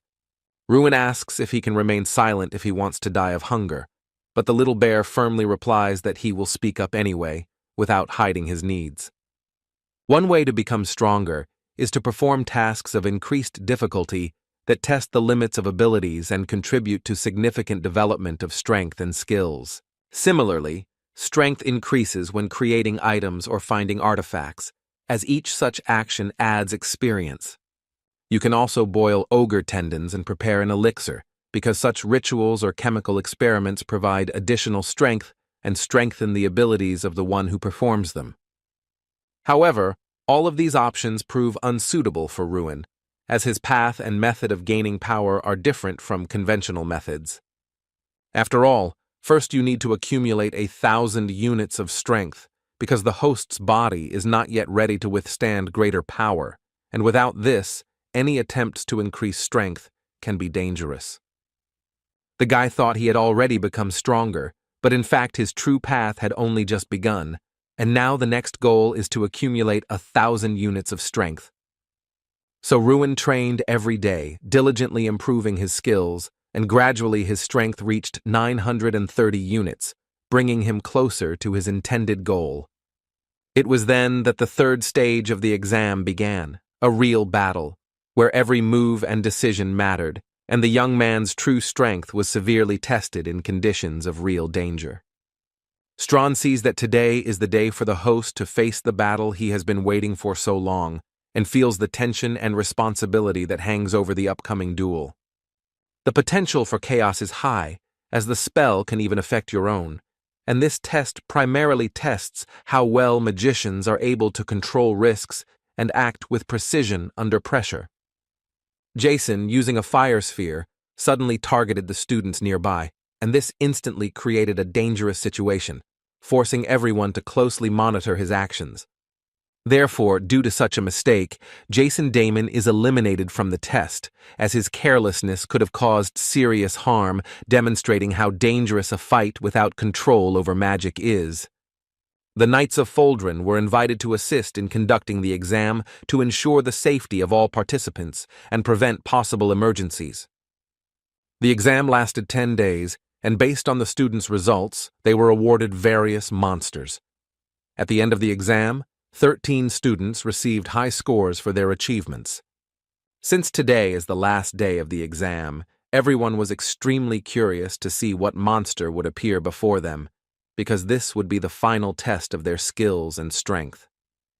Suddenly, everyone around hears a strange noise that echoes throughout the area, causing surprise and alarm among participants and observers. A huge orc suddenly appeared before them, his presence instantly causing fear and tension among the students, forcing them to prepare for a dangerous duel. They are much larger than humans and have high intellectual abilities, which is why wars are constantly taking place between them and humans. The students ponder whether it is right to fight him as part of the exam, and worry about what will happen if someone dies at his hands, realizing the danger and seriousness of the test. The professor orders the young magicians to remain calm and focus on doing their best, emphasizing that only self-control and maximum effort will allow them to cope. The orc, without wasting a moment, swiftly attacked the students. His movements were quick and ruthless, forcing the magicians to react instantly and use all their skills. Covered by shields, they try to come together, organize defense, and prepare a joint strategy to counter the powerful orc. Mikkel, standing behind, prepares his attack, carefully assessing the situation and choosing the most opportune moment to deliver an effective blow to the orc. Using an ice arrow, Mikkel concentrates magical energy to direct it precisely at the orc, hoping to slow or seriously damage the enemy. However, this does not bring success. The attack flies to the wrong place, missing and forcing Mikkel to quickly adjust his tactics to prevent danger. Because Mikkel sees his opponent from above, he realizes that the trajectory of the ice arrow is wrong and he has to urgently reorient himself. Professor Heidel immediately orders the student to quickly dodge to avoid the danger of the orc's attack and maintain control of the situation during the fight. However, Mikkel realizes that his body is frozen in place with fear, and he cannot carry out the order, feeling panic paralyzing his every movement. Professor Heidel then casts his wooden prison spell, quickly creating a barrier of solid wood to contain the orc and protect the students from direct threat. The spell envelops the orc, and he is instantly frozen in place, unable to move, giving the students a chance to regroup and prepare for further action. His eyes seem to burn with anger and an undisguised intent to kill his pet, reflecting the wild rage that boils within him, despite the fact that he is frozen in a wooden trap. Trying to grab Mikkel, he shouts incomprehensible sounds that sound like a roar of rage and anger, emphasizing his aggression and dangerous mood even at such a moment. But suddenly the student hears his name and the message that he is failing the exam, which instantly shocks him and causes a feeling of confusion and anxiety. His fist clenches in anger, because such a decision was completely unexpected for him, causing a storm of emotions and a sense of injustice. Professor Ellick, who was Mikkel's uncle, is deeply unhappy because his nephew has failed again, and this causes him a mixture of disappointment and anxiety for his future. Realizing that he needs to somehow prevent Ruin from passing the test, he turns to Tryon Ignis and asks if he plans to continue the exam in the same spirit. But the man doesn't understand what exactly the professor wants from him, because Ruin is next in line, and his attention is focused on the upcoming test. Ellick agrees and adds that Ruin is the only student to receive the highest grade from Kingram, highlighting his exceptional abilities and potential among the other students. He adds that it would be unfair to evaluate Ruin on a par with other students, because his achievements far exceed the standards of a regular test. Tryon Ignite understands what is going on, but points out that they do not have any other monsters prepared, so it is currently impossible to change the conditions of the exam or choose an alternative. However, Professor Ellick notes that they still have something that can be used, hinting at the availability of certain resources or ways to influence the course of the exam. When the Knights of Faldrin brought the orcs, the atmosphere instantly became tense, and all the participants in the exam realized that an extremely difficult and dangerous test awaited them. Together they also brought an ogre, a huge and formidable creature whose presence greatly increased the level of danger for the students during the exam. It is extremely dangerous to use, but with Professor Heidel and the knights present, you can even observe the ogre without risking your own life. So they will have the opportunity to see what Ruin Ardell is capable of, to evaluate his skills and strength in real combat under the supervision of experienced mentors. Professor Heidel stood in the academy corridor, impatiently waiting for Ruin, preparing to direct him to another test and monitor his actions. The student, approaching, did not understand what had happened, feeling confused and surprised by the unexpected events unfolding around him. Before the test began, Professor Heidel intended to explain that today's exam would be much more difficult and dangerous for Ruin Ardell than for the rest of the students. The professor explains that the academy has high hopes for Ruin, as Kingram gave him an extremely high score, which is why some consider it unfair to give the young man such a monster. Ruin, with slight confusion, wondered what context the professor meant in his long story, because it seemed to him that Heidel's words concealed something more. Professor Heidel replies that the young magician must face a real ogre to prove his strength, endurance, and willingness to live up to the Academy's expectations. Strawn replies with a sly smile that the fight will be extremely fun to watch, because he will find himself in a situation that will reveal his true capabilities. His opponent stood before him, bound by heavy steel handcuffs that rattled with every movement, reminding him of his power and at the same time his limitations. He looked extremely aggressive, as if with his whole being he only wanted the death of his opponent, and in his eyes burned an uncontrollable desire for battle. The other students at first did not realize that Ruin was not an orc, as they thought, but a real ogre, and this difference immediately made the situation much more dangerous. Jason exclaimed in confusion that this simply could not be, because he had not expected to see a real ogre, and this made his face look extremely confused. The invited knight explained that he had been specifically asked to bring this monster for testing, and he stood firm, ready to carry out the Academy's orders.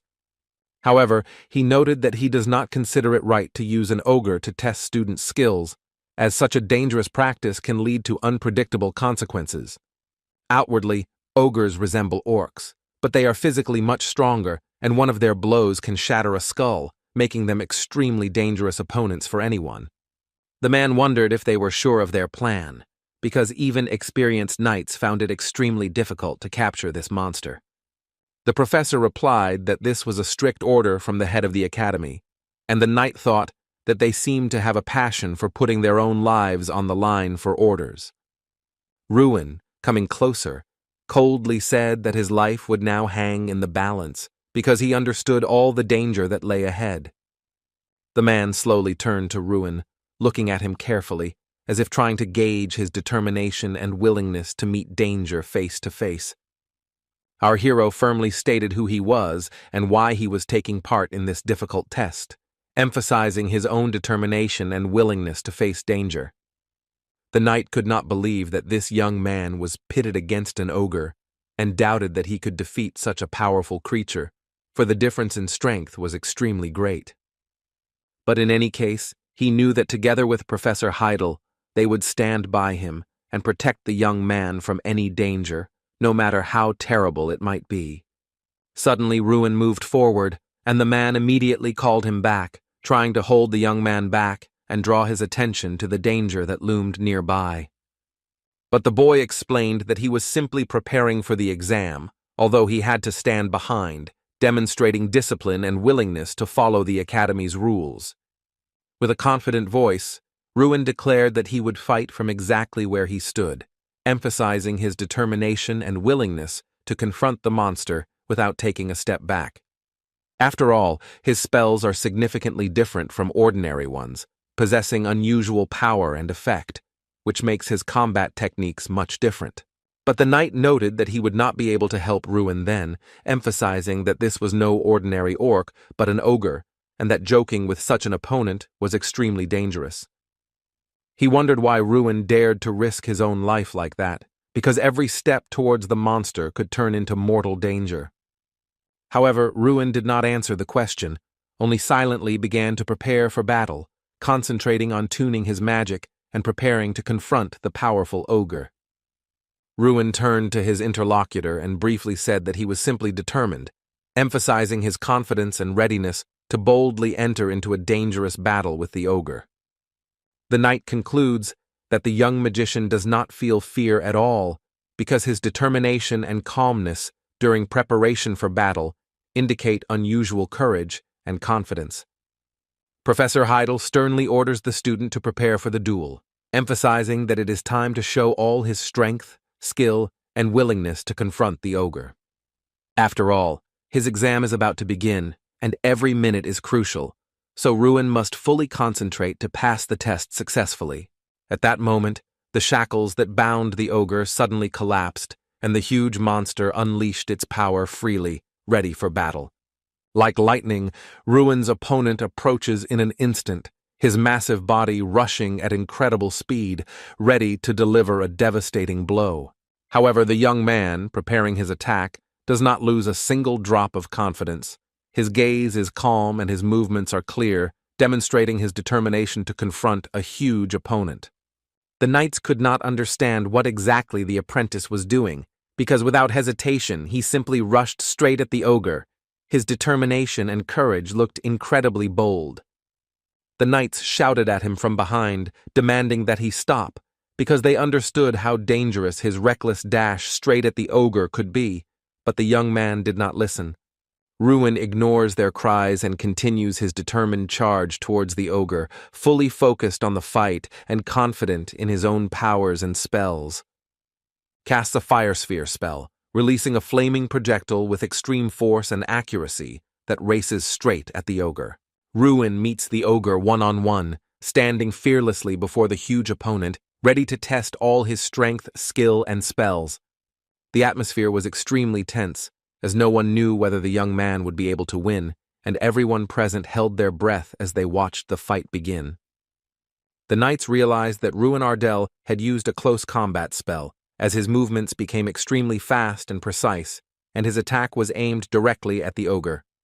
Professor Heidel sat tensely, his eyes carefully following Ruin's every move, for even the slightest mistake could cost the young man defeat or injury. All the students also couldn't take their eyes off each other, watching Ruin's every move with fascination, as the duel with the mighty ogre kept them in suspense from beginning to end. Professor Ellick could not believe his eyes and was amazed by the power of Ruin's spell, as the young man demonstrated extraordinary skill and control over magic during combat. The knights saw that the student of the Magic Academy had launched an attack on the ogre, but they could not determine whether he remained alive after this risky step. In front of them was a thick layer of dust, through which practically nothing could be seen, and their vision became zero, creating a sense of chaos and complete unpredictability of the battle. When everything cleared up, the knights were surprised to realize that Ruin was still standing, despite the dangerous battle, demonstrating incredible resilience and courage. Professor Heidel said not a word, watching the events with deep concentration, for he was both surprised and troubled by what he saw. The knight touched the young man's shoulder, as if not believing in the reality of what was happening, and his movement betrayed surprise and undisguised admiration for Ruin's unyielding determination. He said that it was necessary to immediately report the danger, because the student almost died, and such a hidden threat could have cost him his life at a critical moment in the battle.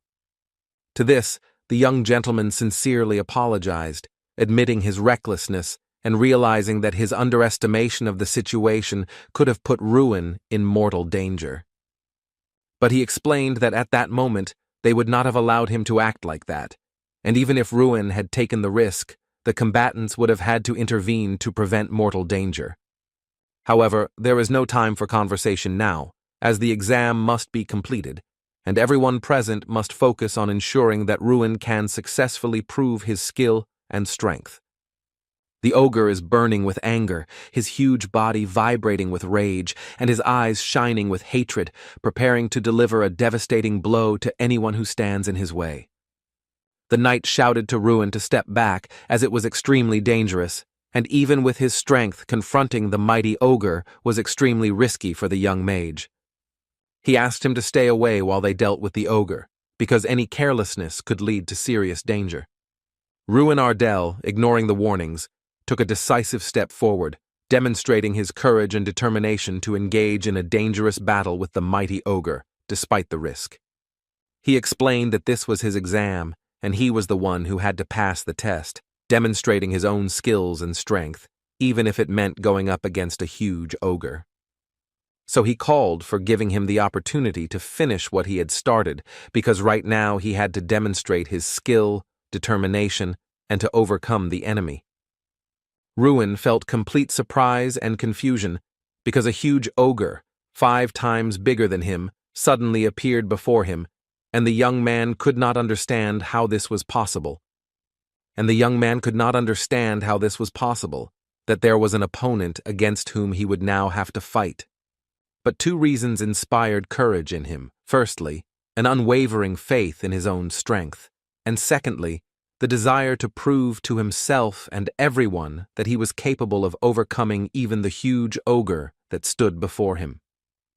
Thanks to his skills, Ruin understood what the ogre was saying and felt that he was afraid, because he found himself among powerful magicians and brave knights, which instilled in the young man confidence in his own abilities. The second reason was the promise of a wonderful reward for having to perform the same repetitive task every day. Therefore, Ruin had no reason to hesitate, for his confidence was based on his own skills, his ability to understand the frightened ogre, and the tempting promise of reward for his daily labor. So, confident in his abilities and encouraged by both reasons, Ruin resolutely directs his attack on his huge opponent, without hesitation for a moment. The ogre looked extremely evil and menacing, his massive figure and angry gaze making even the bravest tremble before him. At the same time, he stepped on Ruin with his huge figure, which forced the young man to act with utmost caution. The status window in front of Ruin displayed the objective he had already completed, as his fist had hit the enemy, confirming the effectiveness of his actions in battle. Looking at the student, the ogre angrily declared that he was going to kill him, radiating a dangerous threat with his huge figure and fierce anger. Suddenly, the enemy rises into the air, preparing for a powerful attack on Ruin, his huge figure looming menacingly, instilling fear in even the bravest. Rising into the air to attack, he looked down on the people, radiating dominance and fierce menace, as if arbiter of the fate of those who dared to oppose him. From above, the ogre angrily declared again that he would break Ruin's head. His words sounded threatening, and the huge figure loomed over the young man, ready to strike. Suddenly it descends to the ground with immense force, shaking the ground beneath it and creating a dangerous threat to Ruin, who must dodge to survive. The boy realizes that in order to survive and win, he needs to find his enemy's weak spot, carefully watching the ogre's movements and thinking through his every move. And using time refraction, he slows down the ogre's movements to deliver a more precise blow and gain the advantage. The knight could not understand where Ruin got such incredible speed from, watching the young man maneuver around the ogre using time refraction to avoid blows. The young man realizes that for a successful strike he needs to approach the enemy even faster, using every moment while the ogre is confused and not expecting his maneuvers. So he starts moving even faster, combining lightning-fast maneuvers and time warping to approach the ogre unnoticed and exploit his weak spot. Ruin, assessing the situation and discovering the enemy's weak point, resolutely decides to strike the ogre at a vulnerable point, directing all his strength and accuracy into this critical blow. The knights observe Ruin's actions and realize that he did not tremble before the ogre, and they also wonder who this young man is, capable of so confidently confronting such a powerful opponent. The students, watching the battle, also could not understand what was happening, marveling at Ruin's skill and courage in the face of a huge and fiercely evil ogre. Ruin notices that the opponent is starting to actively fight back and quickly assesses his movements, preparing to adjust his strike so as not to lose his chance at victory. Their fight was extremely tense, every move by Ruin and the ogre fraught with danger, and the air around them seemed filled with tension and anticipation of the decisive moment. So the young gentleman decides to kick his opponent's arm, hoping to weaken his opponent and gain the upper hand in this extremely tense fight. But he instantly grabs his limb, demonstrating his strength and threat, and Ruin has to quickly find a new way to free himself and continue the attack. The ogre flips the young man over with a sharp movement, and he seems to be suspended in the air, sensing danger and forced to instantly look for a way to hold on and avoid the blow. The young gentleman loses his balance, hanging in the air after a sharp turn, and tries to quickly regain control of his body so as not to find himself in an even more dangerous situation. But gathering his thoughts and focusing, Ruin lands abruptly on his feet, regaining his balance and readiness to continue the fight with the monster. At that moment, the ogre attacks him again, advancing swiftly and trying to take advantage of any opportunity to hit Ruin and gain the advantage in battle. The hero instantly moved to the side and successfully blocked the attack, using his speed and agility to avoid the dangerous blow and stay in the fight. To this, the ogre angrily replied that the young man was a nimble rat, acknowledging his speed and agility, but still determined to win. So Ruin, regardless of the monster's words, resolutely decides to attack, directing all his strength and agility into a new blow to gain an advantage in the fight. Gathering all his strength and skills, he concentrates on preparing a powerful attack, combining speed, accuracy, and strategic thinking to hit the ogre in his weak spot. Ruin attacks his opponent from above, using all his strength and agility, and knocks the ogre off his feet, gaining a temporary advantage in a fierce fight. Now he stands with his feet on the ogre's chest, keeping him under control and preparing for the next blow, demonstrating courage and skill in battle. Ruin decides to end it by using his Fire Rage skill, directing destructive energy directly at his opponent to finish the battle. Suddenly, the ogre turns to Ruin and, observing his courage and strength, asks if he is even human, not hiding his surprise and some fear of the young man. To this, Ruin responds with calm confidence, something that the opponent did not expect at all, causing him a real shock. After all, the ogre realizes that Ruin is really talking to him, understanding every word the young man says, which amazes him even more and intensifies his sense of shock and surprise. The guy, without wasting time, instantly uses an explosive burning mana, directing it at the ogre with incredible force to deliver a powerful and devastating blow. And then he continues to use his skills, combining speed, strength, and magic to maintain his advantage and not give his opponent any chance to recover. Lava seemed to spill out into the middle of the field, enveloping the opponent in a fiery element and dealing him a powerful blow that made him feel a real threat. Ruin strikes the monster's face with a sharp and precise movement, inflicting severe pain on the opponent and shifting the balance of the fight in his favor. Strawn, observing the fight, says that the master did much better than he expected, acknowledging Ruin's skill and courage in the face of the huge ogre. All the observers around could not believe that the young magician was able to defeat such a powerful opponent, marveling at his strength, agility, and skill in battle. The students, amazed by Ruin's feat, began shouting words of congratulations and admiration for the young man, paying tribute to his courage and incredible victory. Professor Ellick held back his anger, unable to believe his eyes that his student had been able to deal with such a powerful opponent, and his heart was filled with a combination of amazement and incomprehension. However, Tryon Ignis looked ahead with a slight smile, as his pupil had single-handedly defeated the ogre, dovandfshi his skill, courage, and maturity in battle. And although it seemed that it was simply impossible, Ruin was still able to cope with the powerful monster, pokazavshi incredible strength, agility, and determination even in the most difficult situation. The knight approaches Ruin, watching him closely, and asks who taught him to fight so skillfully, marveling at his skill and agility in battle with the mighty ogre. But the pupil replies that he learned on his own, and his words cause real shock in the man, reflected on his face, who did not expect such independence. Ruin said this with complete confidence, and his determination shocked the knight even more, emphasizing the young man's strength of character and independence. He turned to Professor Heidel and calmly asked about his results, awaiting his grades after the incredible battle with the ogre he had just defeated. But due to his own confusion, the man could not utter a single word, frozen in the face of the young man's incredible achievement and confidence. He finally says that he didn't even think Ruin could do it, and yet the young man managed it himself, without giving him any chance to help him, which further emphasizes his skill. Once again, Ardell exceeded all of Professor Heidel's expectations, and his skills, determination, and courage far exceeded any of his mentor's predictions. So, gathering his courage, the man loudly exclaimed that Ruin Ardell had successfully passed the exam, recognizing his incredible abilities and courage in fighting the mighty ogre. Hearing these words, the young gentleman smiled lightly, feeling relieved and proud of his own success and victory over his opponent.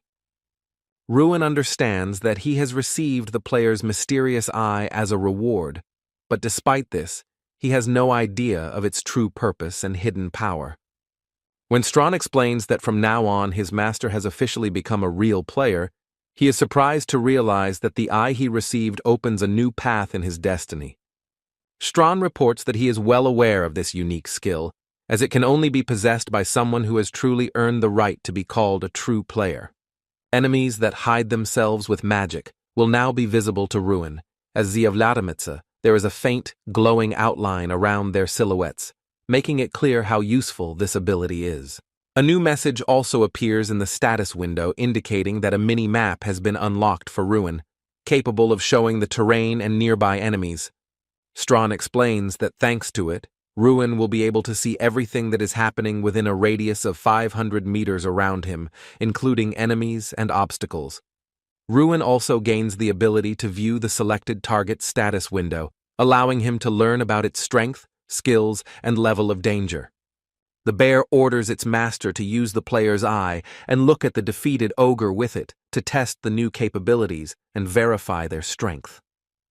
So Ruin, feeling excited and somewhat unsure, tries to use his newly acquired skill for the first time, directing its power at the fallen ogre. The guy quickly realizes that thanks to the player's eye, he can see the target's condition, assess its health, strength, and obtain other important information about the opponent. Ruin instantly decides to test the eye's capabilities on Professor Heidel, eagerly wanting to learn its condition, power, and hidden information about it. However, he notices that some items in the professor's status window are closed, and the bear explains to him that it is forbidden to read information about people whose rank is higher than his own.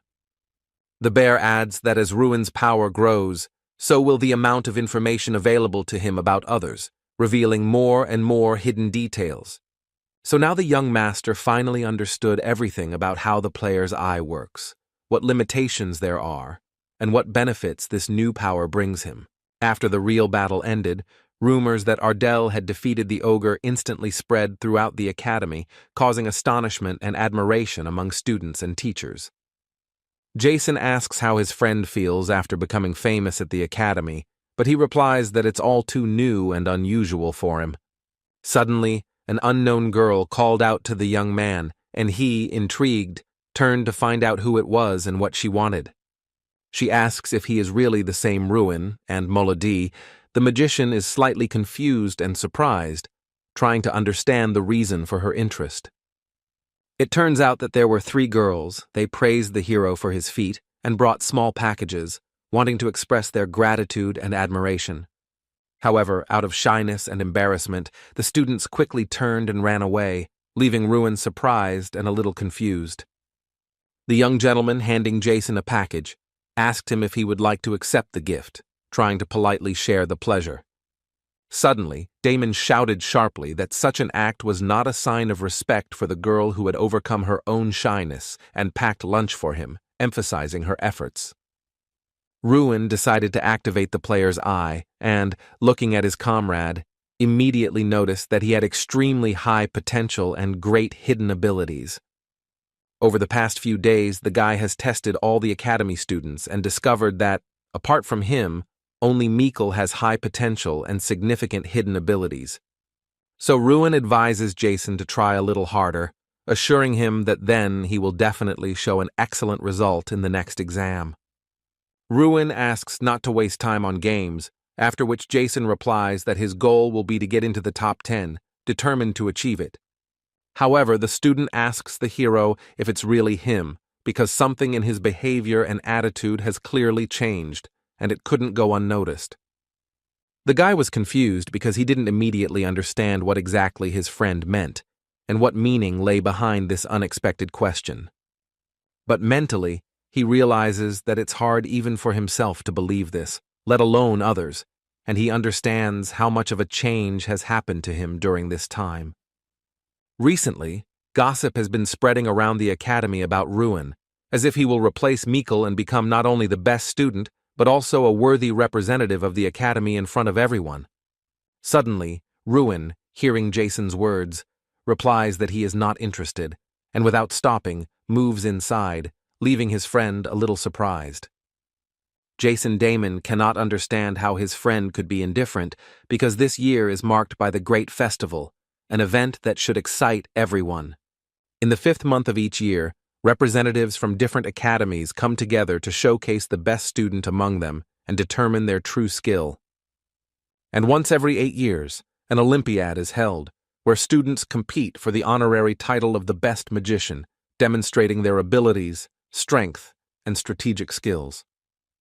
This is a national competition for the most talented graduates of the country's most famous academies, and the winners receive prestigious privileges and significant cash prizes.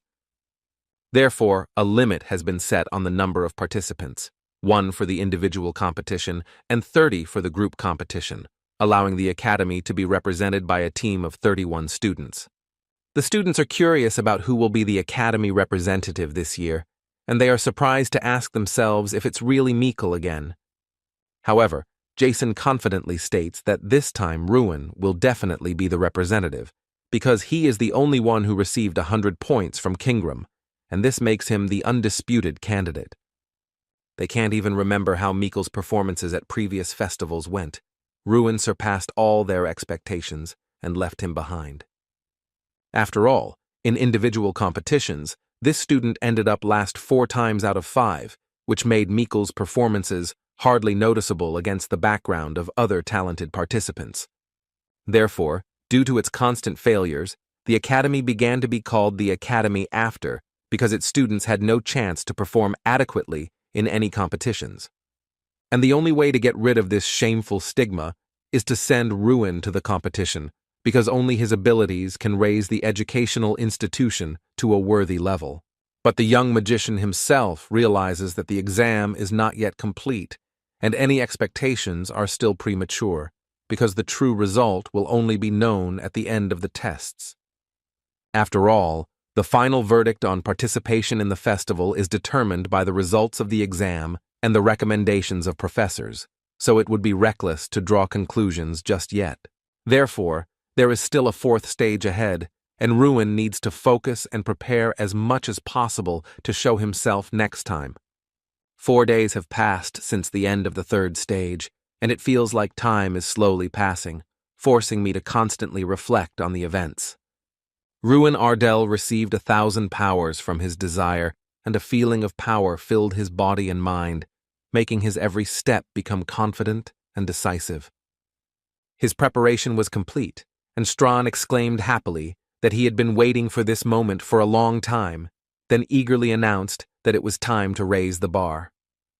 Also, the retask successfully Prodvinilus reached the 2nd level, and he watched with cautious excitement as the new challenges became increasingly difficult.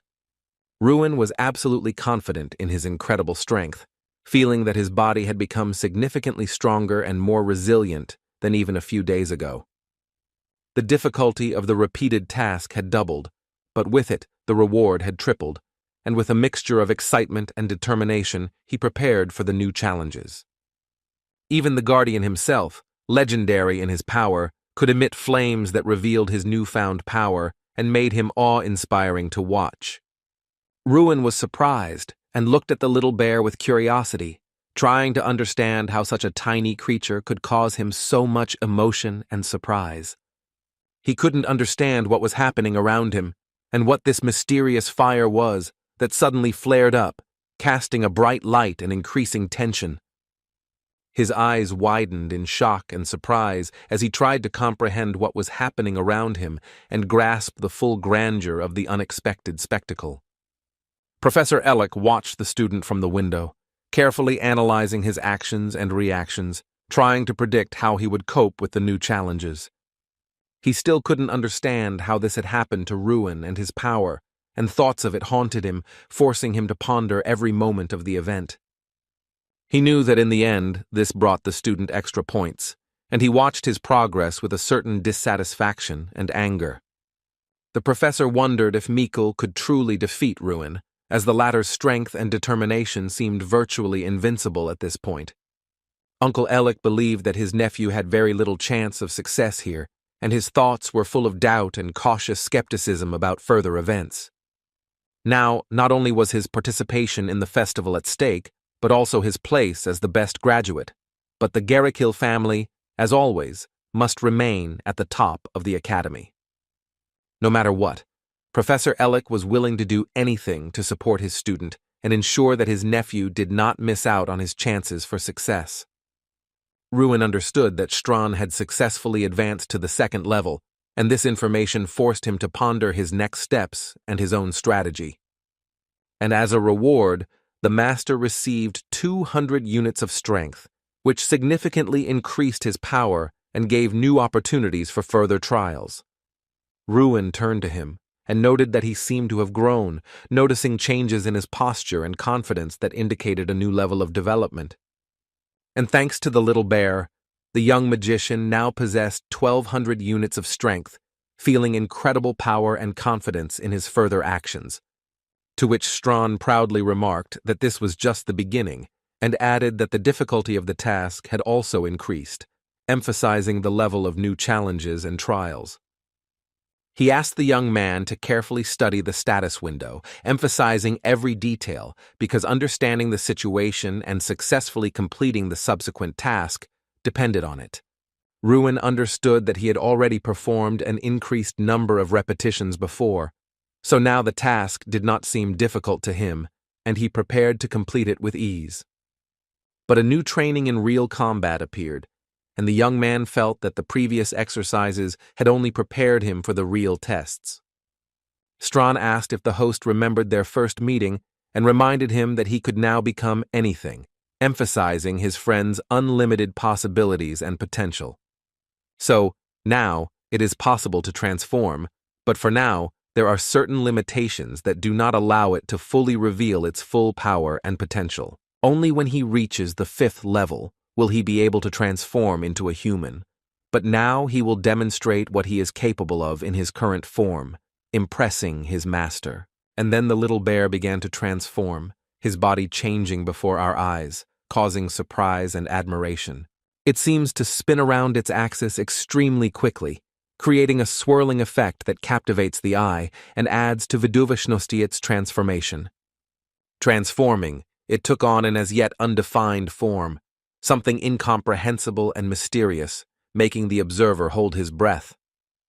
When Ruin finally gets a clear picture, he realizes it's a scarecrow, and his gaze is filled with surprise mixed with a certain wariness. He laughs a little and explains his reaction by saying that he expected something completely different, and his light humor adds a bit of levity to the situation amidst the tension. To which Strawn replied that he should not be looked down upon, because when Draka began training, he proved to be extremely useful and capable in learning. And then Ruin realized that he was acting as a mannequin and assistant in completing tasks, helping, and at the same time becoming part of the learning process.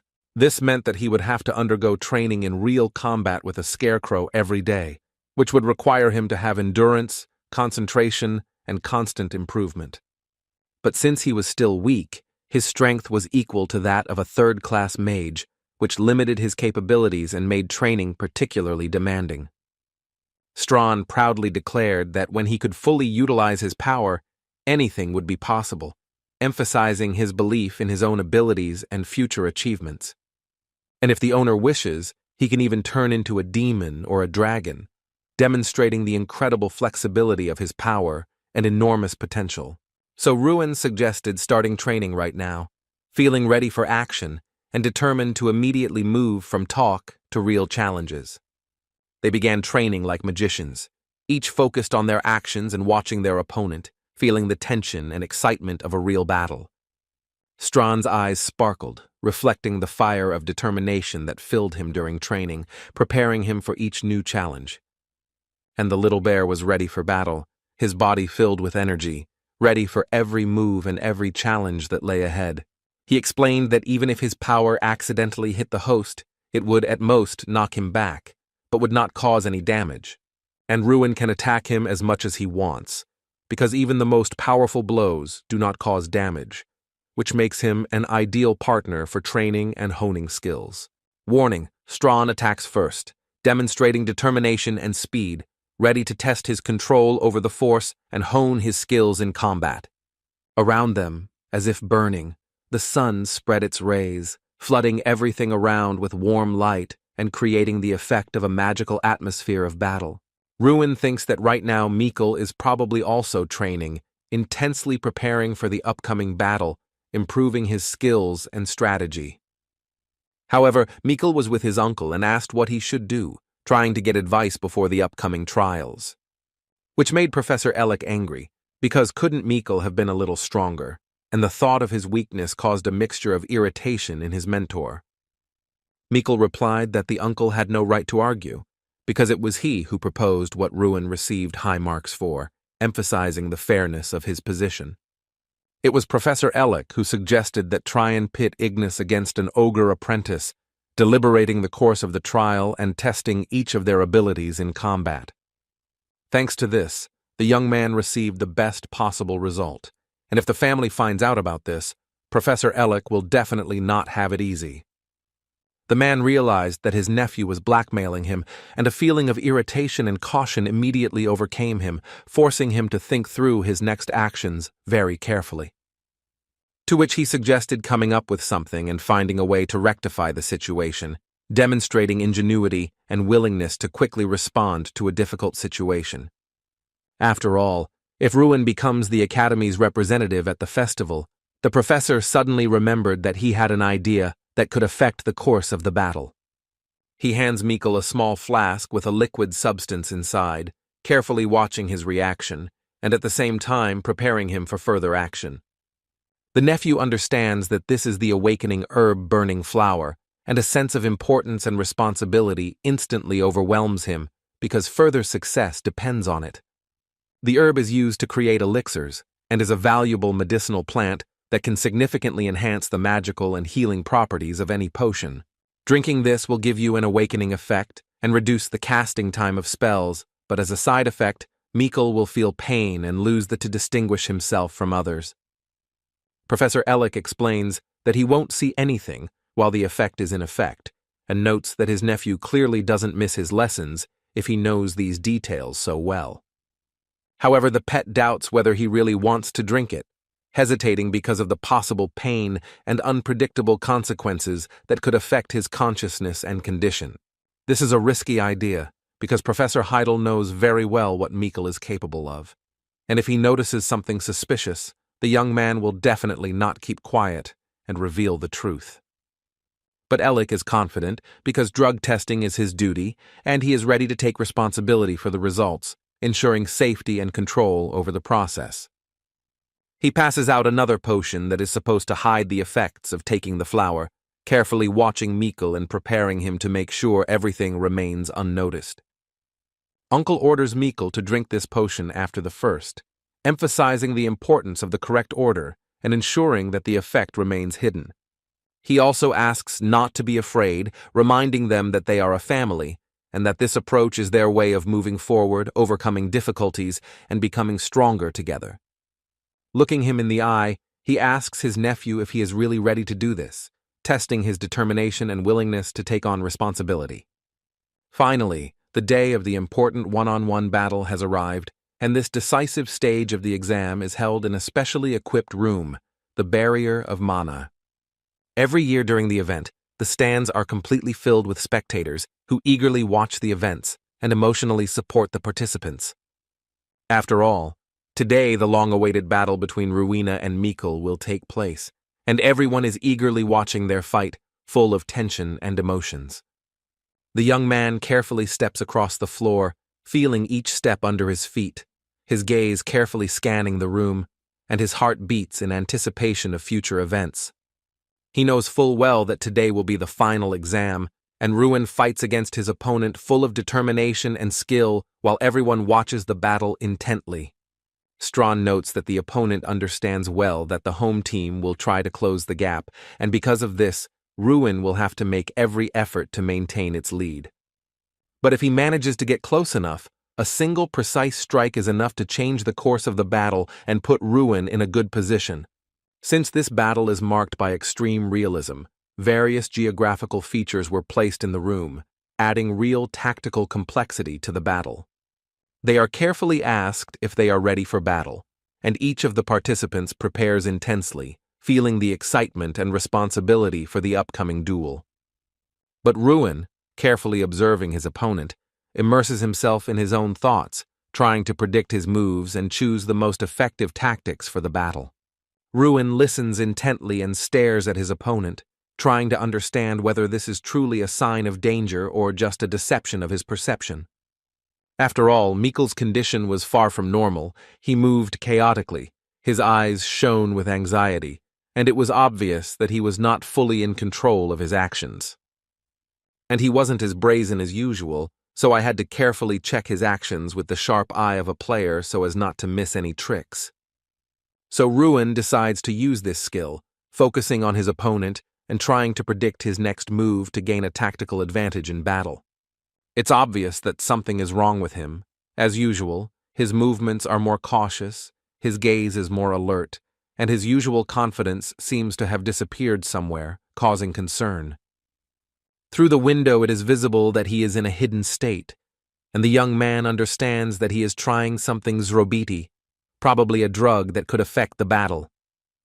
He realizes that Professor Ellick conducted a test before the exam, and, surprisingly, helped the opponent with it, which makes the young man doubt the fairness of the upcoming battle. The judge declares that the use of black magic is prohibited, while all other types of magic are permissible, and the exam scores will be given based on the level of magic. There's no need to worry about your opponent, as Mana Barrier reduces the effectiveness of magic by almost 99%, making attacks significantly weaker. However, Ruin had a question, so he cautiously raised his hand, ready to receive an explanation and find out all the details so as not to make a mistake during the battle.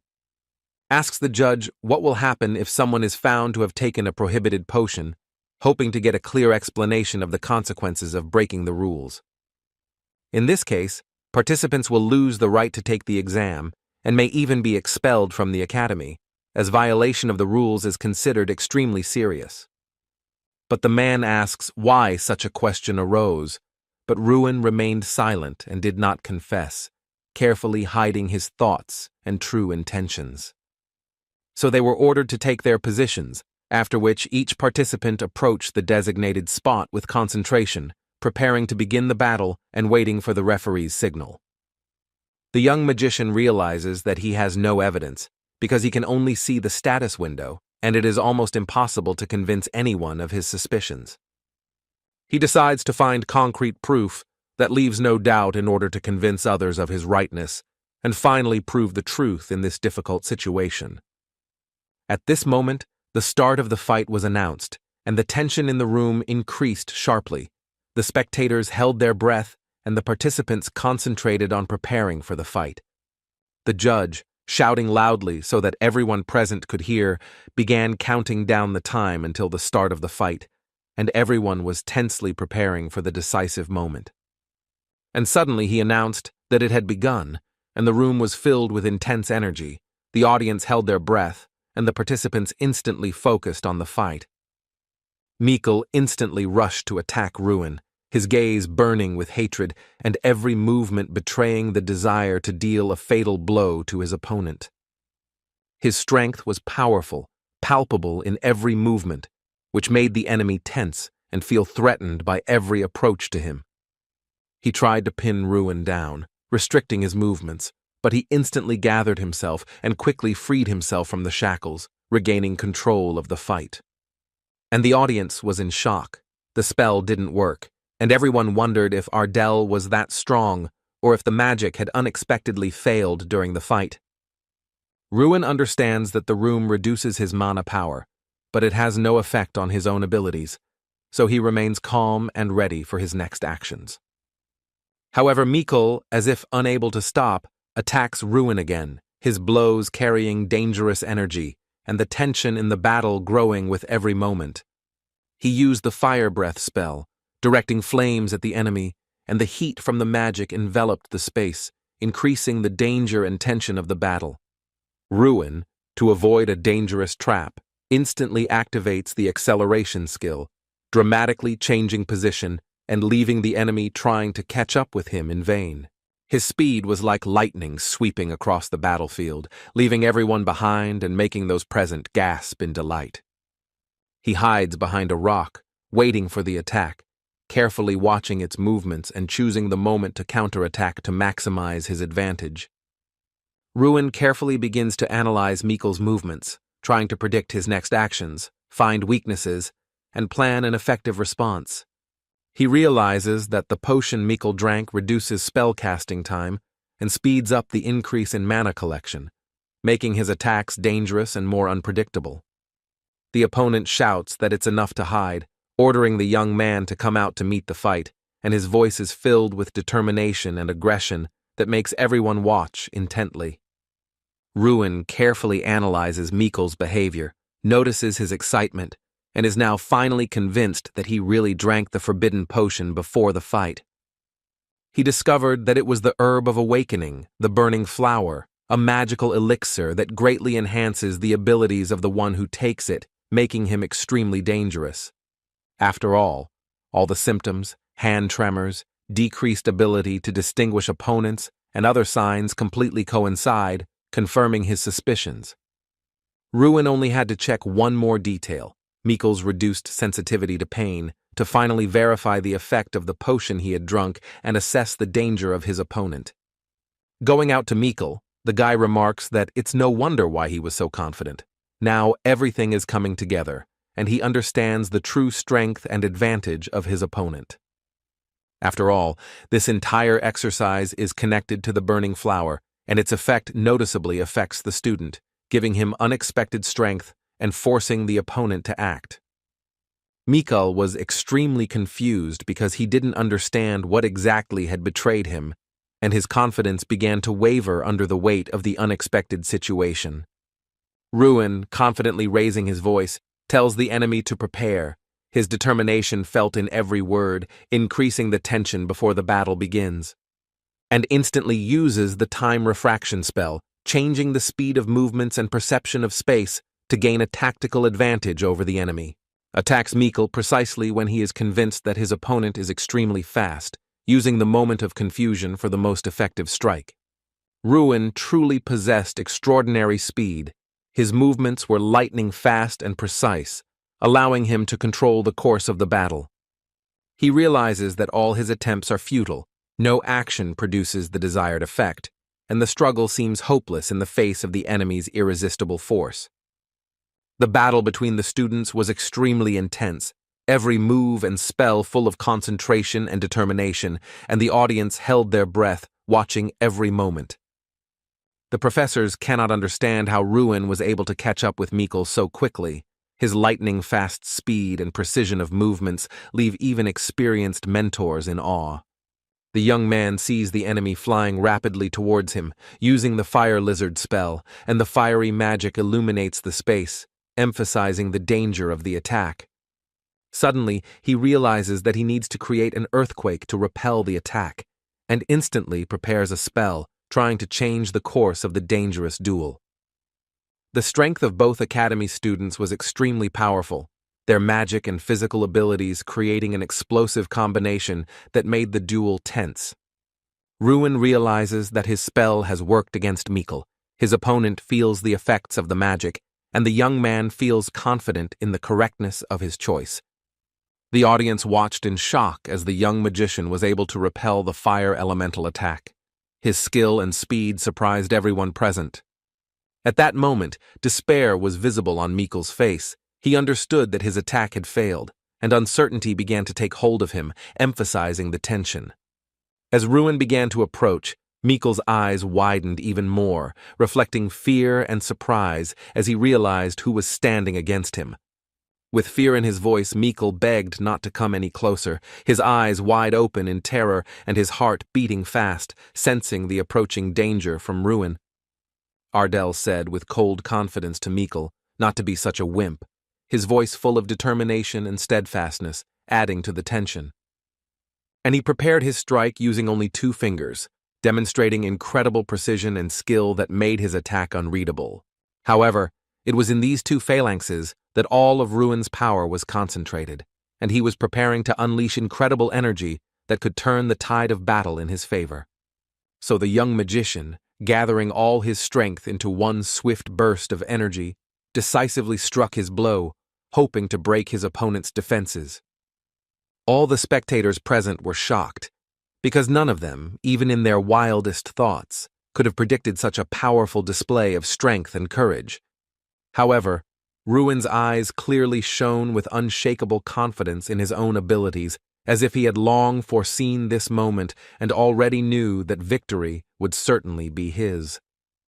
Mikkel begged the young man not to look down on him because in every word he said he could feel anxiety, fear, and at the same time a faint hope for sympathy. He wanted to continue saying something, but he didn't have time to say a word because Ardell, without hesitating for a moment, swiftly outpaced him and launched a surprise attack. And from this crushing force, Mikkel was abruptly thrown up like a defenseless doll, his body hanging in the air for a moment before falling back down. He landed on his back, and the sharp pain didn't pierce his entire body, make him writhe in agony and gasp for air, or even make him lose consciousness.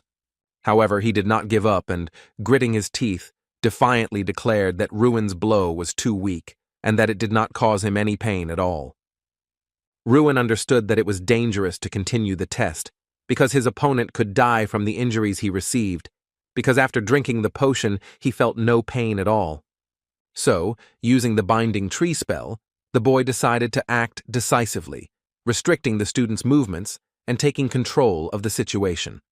Raising his hand and full of determination, he loudly exclaimed that Mikkel Garihill had taken a prohibited drug, thereby endangering his own life and the exam. The judge quickly approached the student, his gaze sharp and stern, and he immediately asked if it was true that Mikkel had taken a banned drug. Ruin stated that he was sure of this, because the drug he had taken could be hidden from others, and any attempt to deceive others would not be in vain.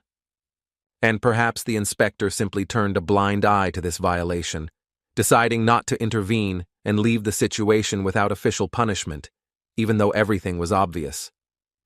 By alluding to Professor Ellick, who was his uncle, he was silently pointing out the possible influence of family ties in making the decision. And then the judge realized that among all the students at the academy, only one person fit this description, and his attention focused on her, causing a feeling of tension. They both seemed to not want such an accusation against the professor, but there was no other way out, and they were silently forced to admit the need to take this step. Professor Ellick rushed towards Ruin, shouting as if he didn't understand what he was saying, his face full of rage and despair at the same time. As if this wasn't a man, turning a blind eye to his nephew drinking the forbidden potion, demonstrating indifference to the rules and possible consequences. However, Ruin firmly stated that he could prove himself right, his gaze unwavering, and his voice full of determination and confidence in his own words. Professor Ellick suggested taking the drug test again, but Ruin replied that it was useless because he had already given Michel an elixir that could hide the intake of a prohibited substance. He was immediately asked what he was going to do in such a case to prove his case, because everyone was waiting for a decisive and unexpected step.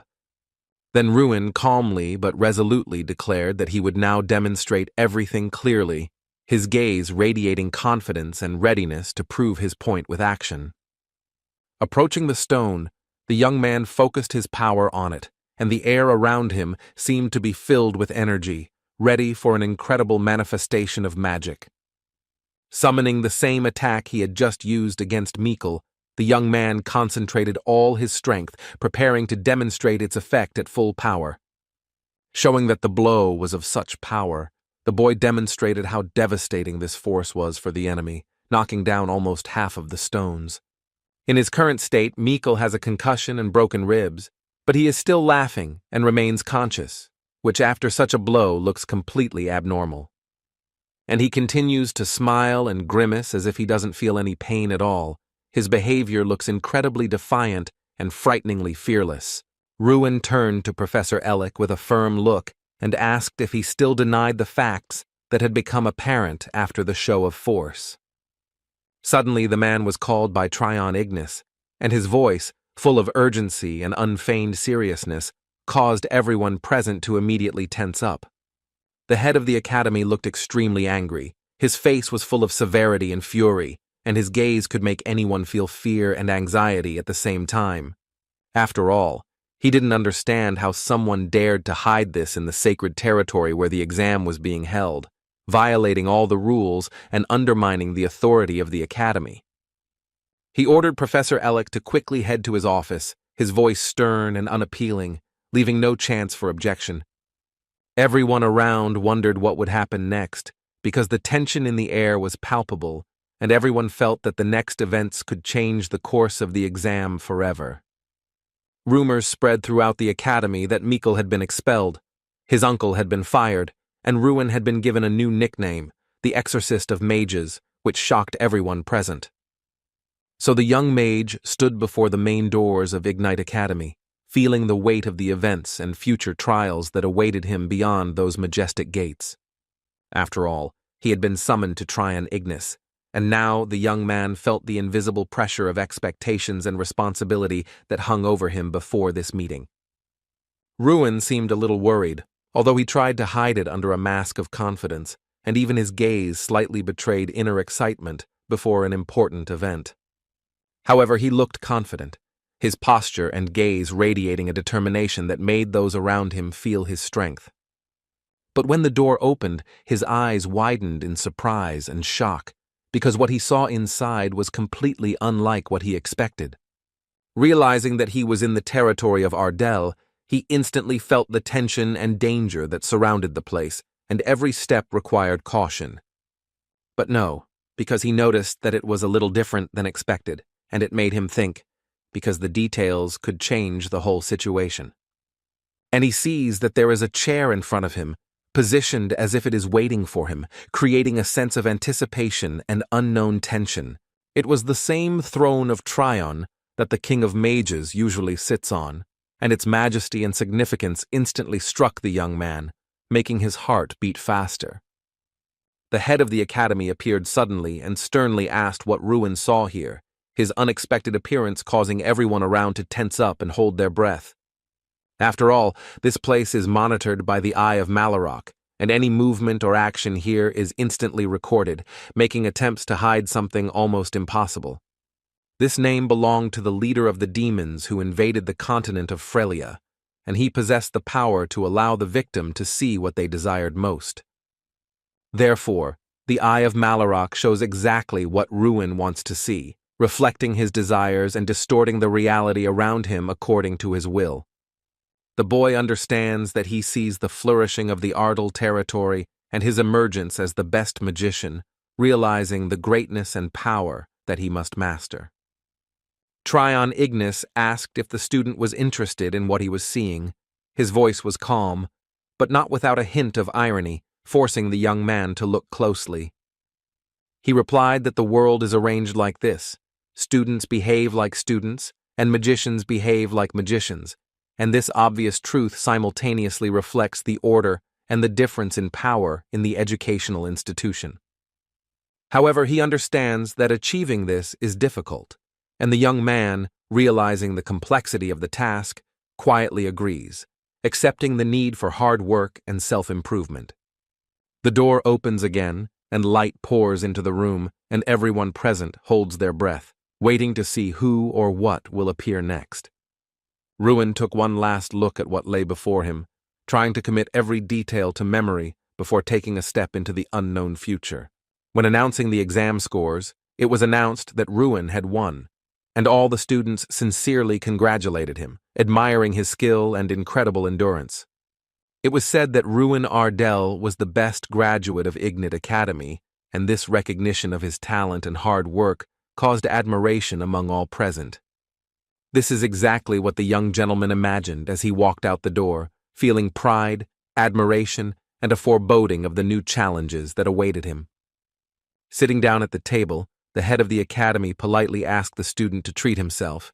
His tone was both friendly and full of respect for the student's achievements.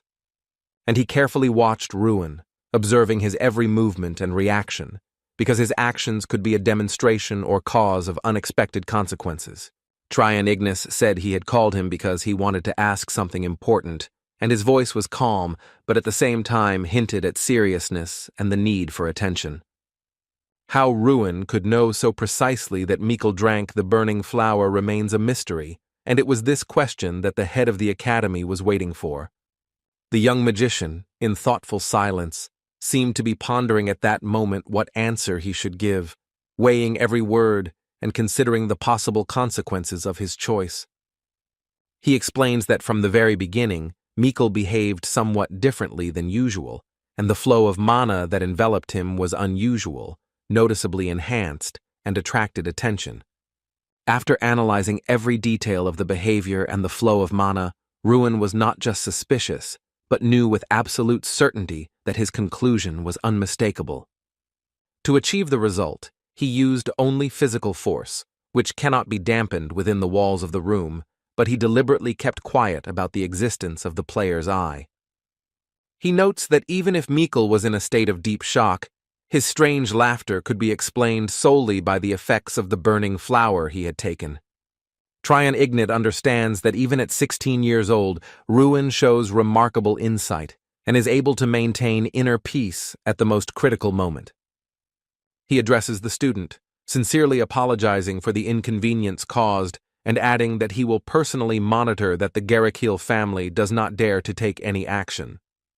However, that's not all, because the head of the academy has a special proposal in mind, which he decided to voice right now, considering the moment to be the most appropriate and significant. He asks if Ruin would like to become a representative of the academy this year and participate in the Great Festival, which is considered the most prestigious event among magicians. The young man instantly realizes that this is exactly what everyone dreams of, that this is a unique opportunity that can open up new horizons for him and realize his boldest ambitions. He closes his eyes, takes a deep breath, and tries to concentrate to weigh all the options and make a decision that could determine his future path in life. But in the end, he sincerely thanks Tryon Ignat for the generous offer, feeling gratitude and respect for someone who has so closely followed his path in the academy. Ruin replies that he feels a lack of experience, as he has not participated in real battles for the past 5 years, so he lacks practical training. Due to an internal disorder that prevented the free release of mana, all such events remained closed to him, and therefore he was not sure whether he would be able to perform worthily at the Great Festival. To this, Tryon Ignat calmly replies that this is not a problem at all, assuring that any doubts Ruin may have will not be an obstacle to participating in the Great Festival. After all, the head is convinced that the student is more than worthy of being considered a candidate for victory, and his abilities, experience, and insight make him a real contender.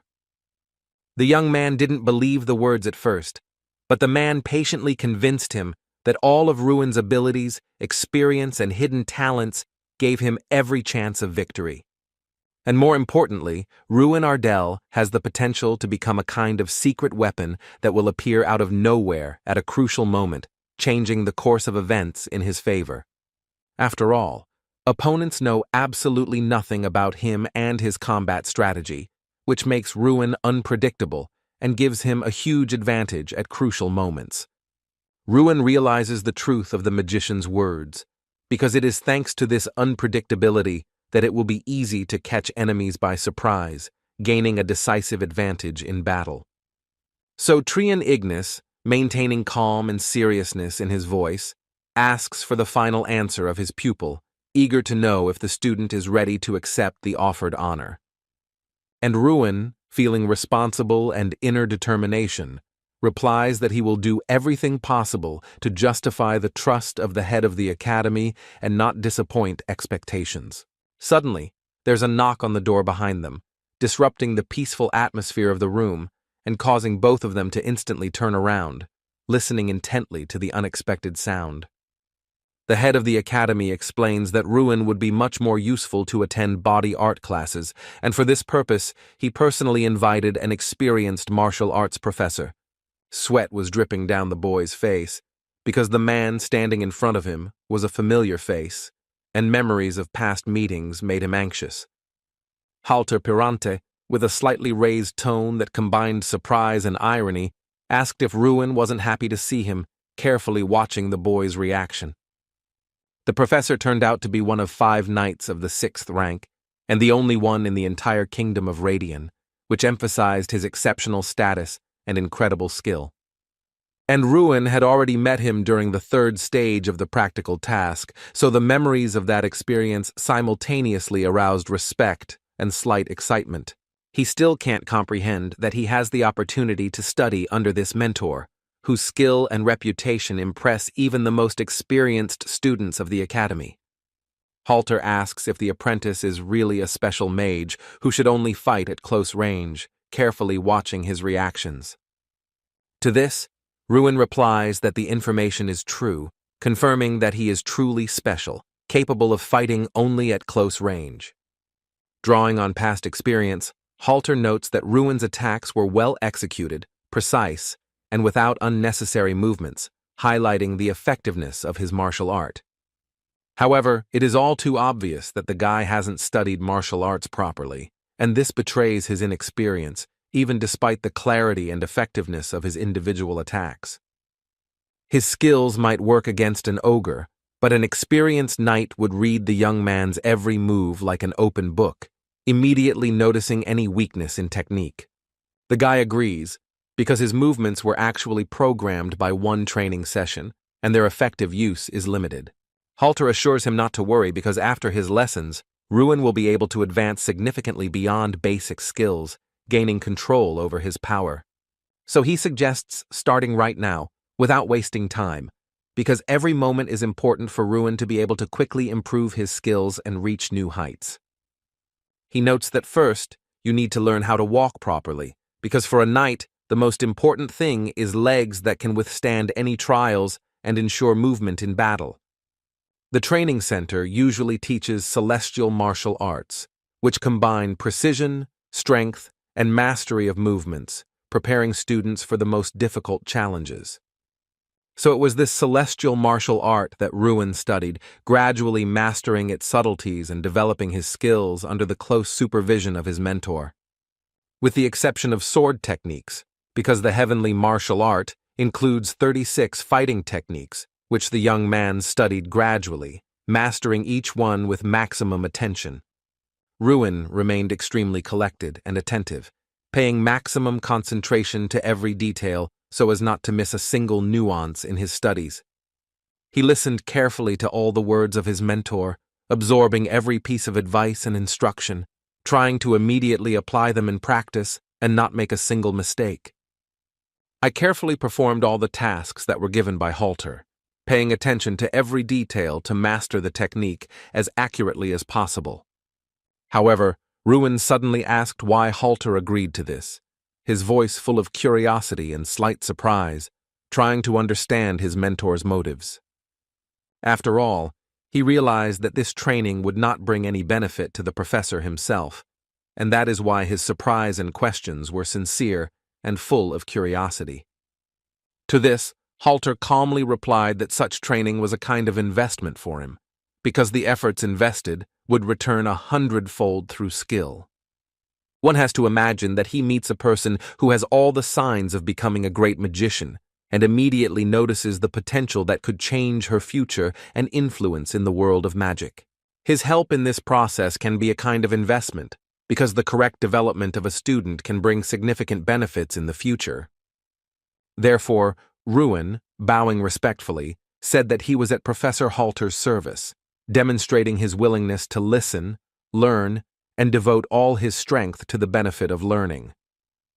But the man smiled and said that he was simply embarrassed to ask the young man to call him Hyun, because he was not even 30 yet, and the formalities seemed unnecessary. So Ruin, focused and determined, continued to train, honing every move and diligently applying his mentor's advice, striving to quickly improve his skills. Each time he carefully studied something new, diligently practicing techniques, focusing on details, and striving to make every movement perfect. Professor Halter observes that the student is doing too well, noticing talent and abilities in him that far exceed expectations. He recalls approaching the ogre after the exam and suddenly realizing that Ruin had broken his jaw, recalling the moment with a combination of surprise and admiration. Then I concluded that this young man, a melee mage, was physically stronger than an ogre, and even with such strength, he displayed incredible skill. At this pace of intensive training, weeks passed, during which Ruin relentlessly honed his skills, mastered new techniques, and strengthened his body and mind. Ruin realizes that the effect of mastering the heavenly martial arts is incredible, as every move combines everything, making him almost invincible in battle. But even Strawn, observing the training, advanced to level 3, demonstrating significant progress and inspiring him to continue improving his skills. Ruin now possesses 2,130 forces, which significantly exceeds the figures achieved by Drac during the same period, emphasizing effective progress. Suddenly, someone called out to the young gentleman, and he instantly turned around, listening to the voice that pulled him out of his training immersion and caught his attention. Opposite him, focused and determined, Jason ran, his speed and rhythm of movements giving Ruin an instant sense of competition and the need to concentrate. Asking if his friend had seen anything new, Jason watched his reaction, trying to understand how well the young man knew the news. He explains that a list of participants in the great festival was hung at the entrance to the academy, and everyone who passed by couldn't help but wonder if they had made it and if there would be any new names. At the grand entrance ceremony, Ruin proudly stood on stage as the representative of the new students, attracting the attention of everyone present and arousing admiration. Because of this, he began to be envied, and the other students cast sharp glances at him, full of distrust and hidden hostility. And all these years, Ruin has shown himself only from a pitiful side, hiding his true strength and abilities from those around him. He could only watch from afar as Mikkel received all the glory and recognition, feeling sadness and envy in his heart at the same time. Now Ruin was racing towards the lists of candidates for the great festival, his heart beating fast with anticipation and excitement. Many students had already gathered in front of the entrance to the academy, chatting and jostling impatiently, waiting for the event to begin. Looking at the table, the boy suddenly realized that he had become the official representative of the academy, and his heart beat faster with excitement. Everyone present turned to him with friendly smiles, full of curiosity and slight surprise at the same time. They immediately began to congratulate Ruin on this place of honor, because now everyone would speak on his behalf, and attention was focused on him. It took a long time, but the young magician once again became a representative of the Ignite educational institution, gaining respect and recognition among students and mentors. Professor Heidel admitted that he was surprised when he heard from Halter that Ruin had mastered the heavenly martial art, as such an achievement required enormous effort. And the fact that the student had passed the 5th grade frightened everyone around him, but only out of good intentions, because it testified to his extraordinary abilities and potential. So he said that he believes in Ruin, and is confident that he will be able to cope with all the challenges that lie ahead. Preparations for the festival went without any problems, so they set off for Altain, full of anticipation and determination for new challenges. The students couldn't believe that they were going to ride the mana train for the first time, watching in awe its shining hull and the magical shimmer of the rails. Radian had only 2 transit points, while the Imperial Federation of Raynak had over 100, making travel much easier.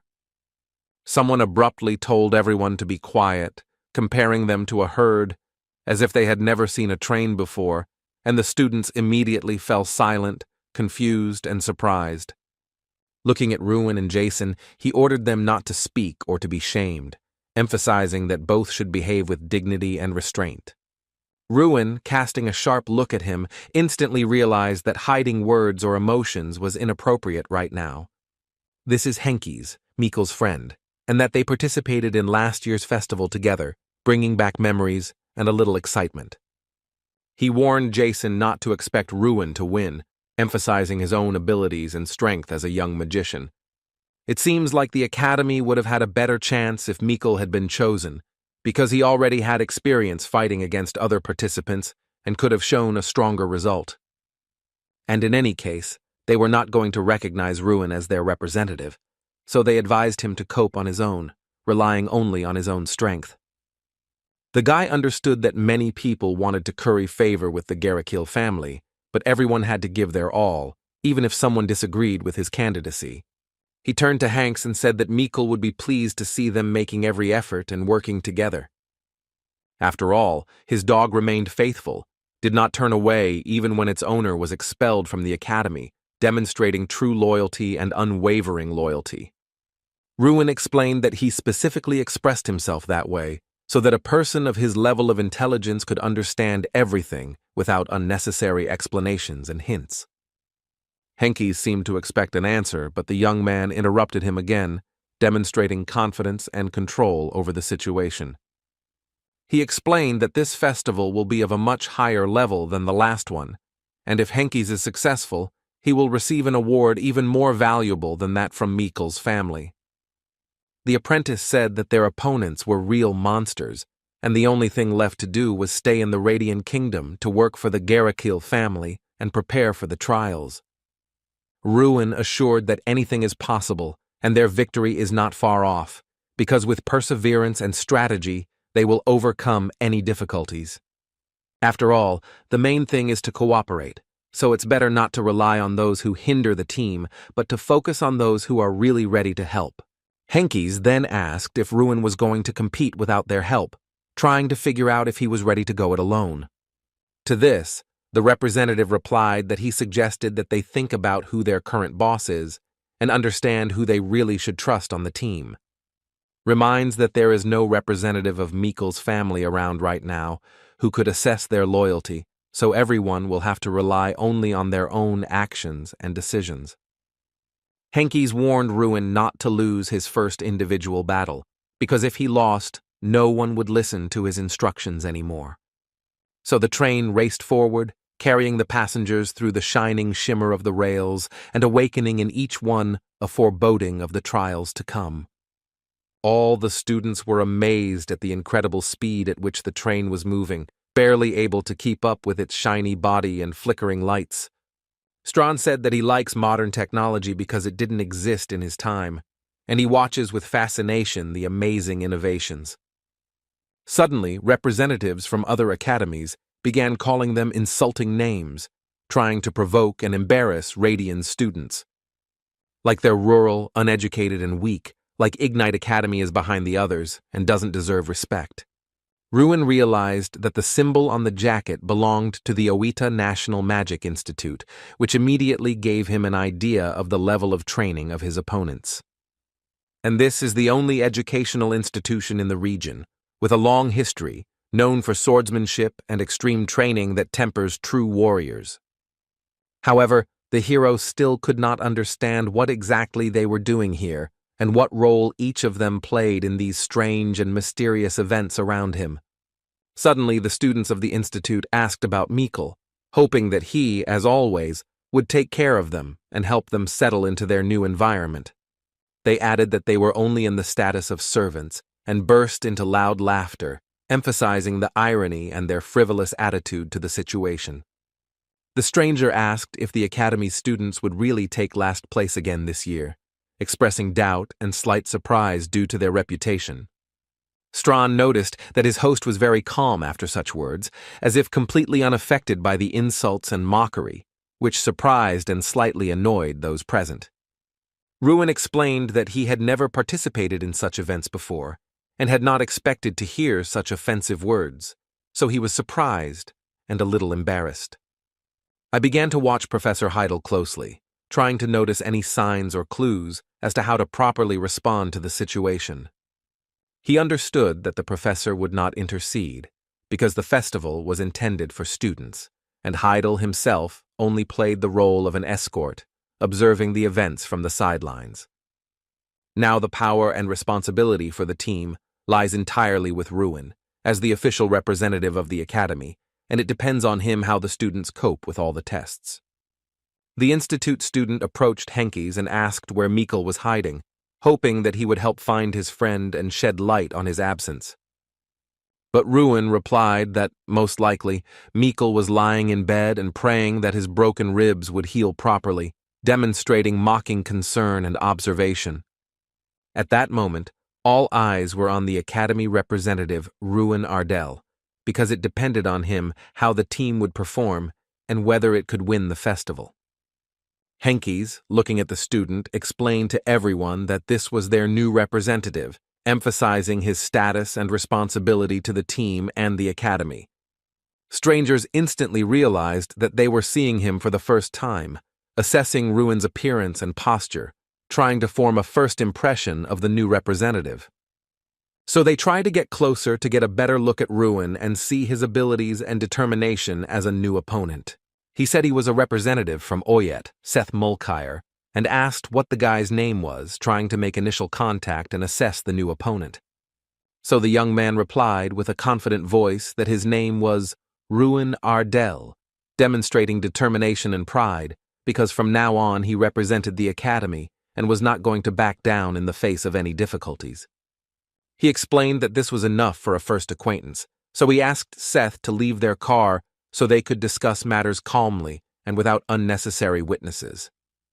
Before that, he ordered Seth to apologize for all the offensive words he had said earlier, emphasizing that respect and politeness were mandatory in communication.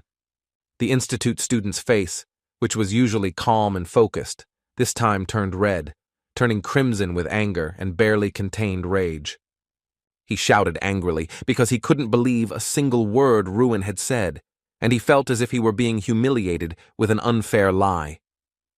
For the young man had just ordered him to apologize, and it was this unexpected humiliation that angered him even more than the words themselves.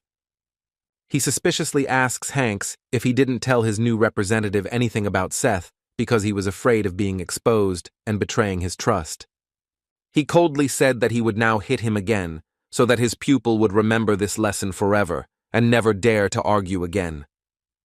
And it was at this moment that Ruin suddenly understood what the whole matter was, as if the pieces of a puzzle had come together and revealed the true picture before him. Most likely, these were the students who participated in the great festival, because their faces shone with confidence and a sense of self-importance.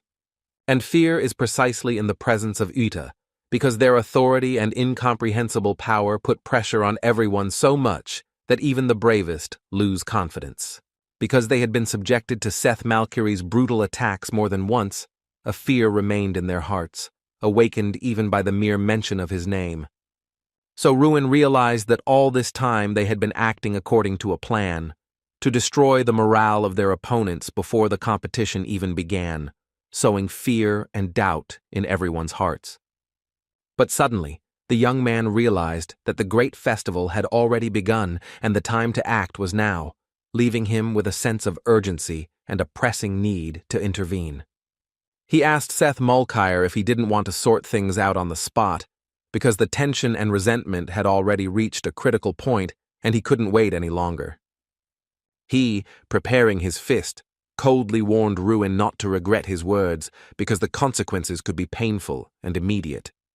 But suddenly, the man, entering the carriage, shouted loudly for Seth to stop, and his unexpected appearance instantly made everyone fall silent in surprise. The pupil's eyes opened wide, for the professor stood before him, and this unexpected authority instantly evoked in him a mixed reaction of fear and surprise. The man ordered him to sit down and calm down, wondering in his mind if the student had been trying to make enemies and cause trouble everywhere he went from the very beginning. Professor Ota looks at Professor Heidel and sincerely apologizes for his students' behavior, acknowledging their mistakes and seeking to ease the tension between the parties. So the man firmly ordered Seth to return to his carriage immediately, emphasizing authority and leaving no room for discussion or argument. At this, he turned around, looked coldly at Ruin, and said that he would definitely deal with him later, leaving a feeling of unresolved threat. But the young magician didn't answer anything, only thinking that from the very beginning everything was much more complicated than it seemed. Suddenly, Seth asked in surprise why the professor had stopped him, since he himself had proposed to resolve the situation, and this contradiction angered him. When he replied that the boys had overlooked something, Seth nodded grimly, feeling that the true essence of the situation had remained hidden from the eyes of everyone present. He noted that Professor Heidel was smiling, and that innocent yet mysterious smile added a strange tension and uncertainty to the situation for them. When I watched Seth's actions, it seemed as if he was waiting for the moment when a fistfight was about to begin, and the tension in the air became almost palpable. Perhaps it was confidence, but they could not know for sure because external manifestations do not always reflect a person's true intentions or inner state. But this guy named Ruin clearly possesses something unknown and is completely different from the Meekle that Seth fought last time. It was after these words from the professor that Seth Mulcair plunged into his own thoughts, considering every step and trying to understand how Ruin's actions would change his plans. After a brief showdown with Oda, the atmosphere in the car changed, the tension eased, and everyone present felt a certain relief, although the tension still remained in the air. Together, they discuss the first match and the fact that the group competition will take place without a representative, considering strategies and possible consequences for the team. The students doubted whether they would be able to cope on their own, but Henkes loudly exclaimed that they would cope with everything because they simply had no right to lose. Ruin realized that at a certain point, these pupils, filled with envy and selfishness, began to unite, forming their own alliances and plans against their rivals.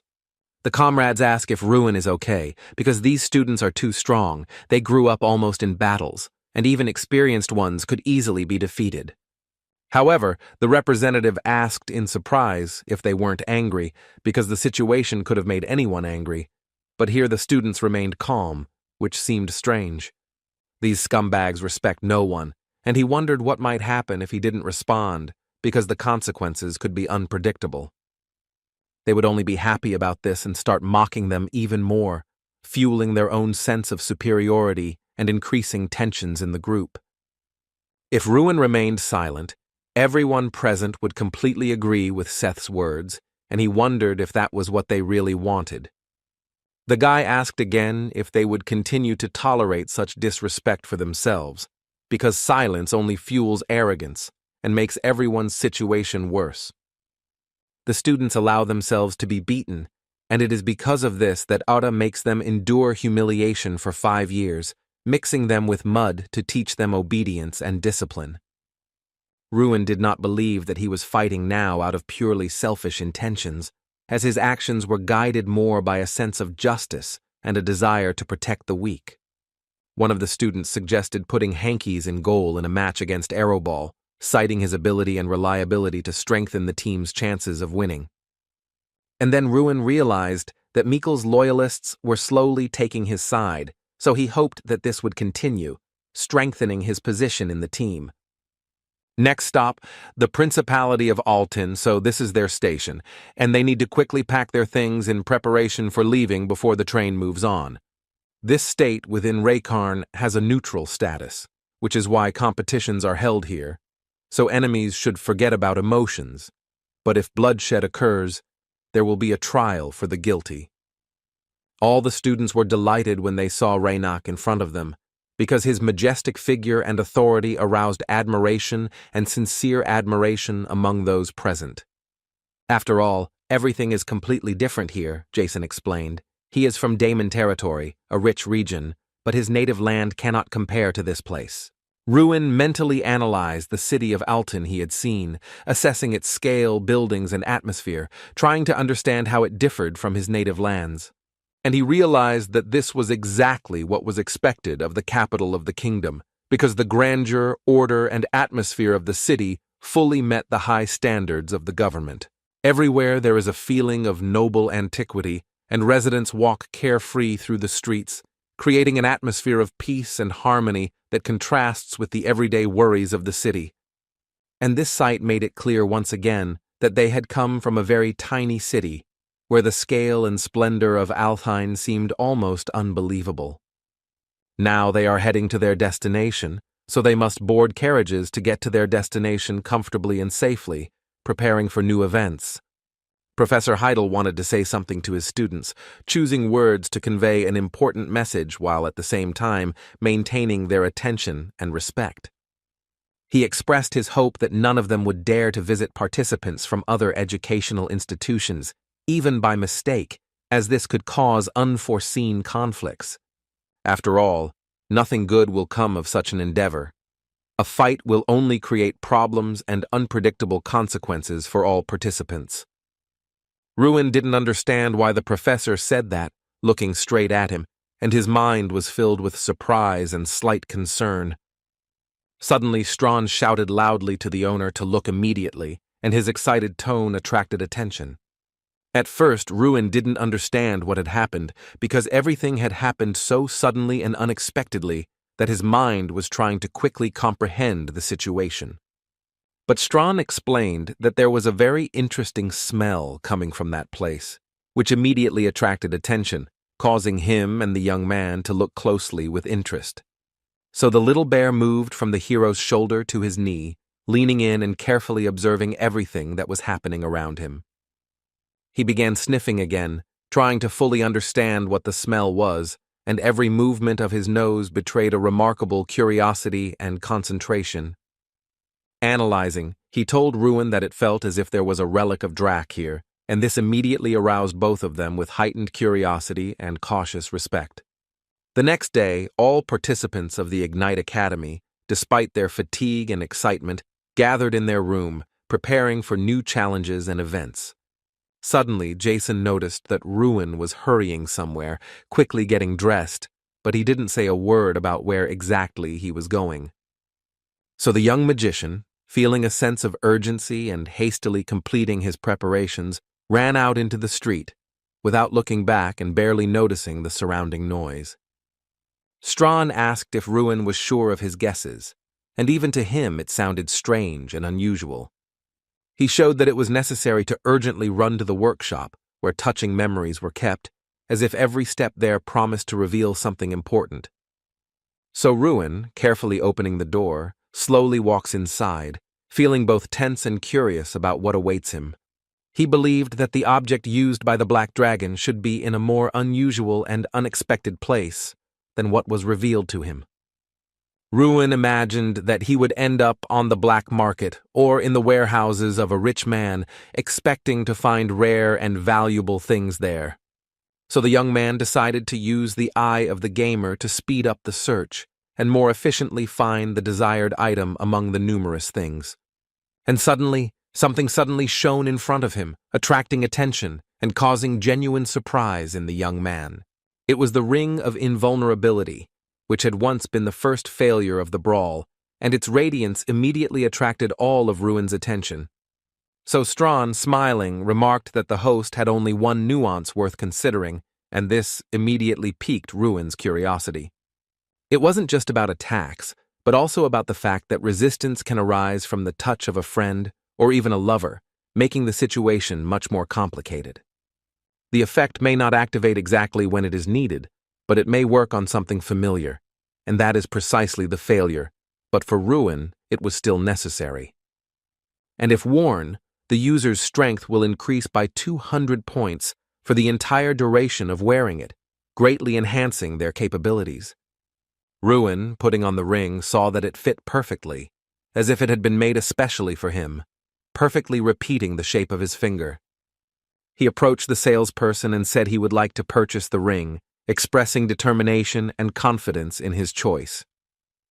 To this, the man replied that the young man could simply take the ring, because it had been lying idle for many years, and he himself did not know what to do with it.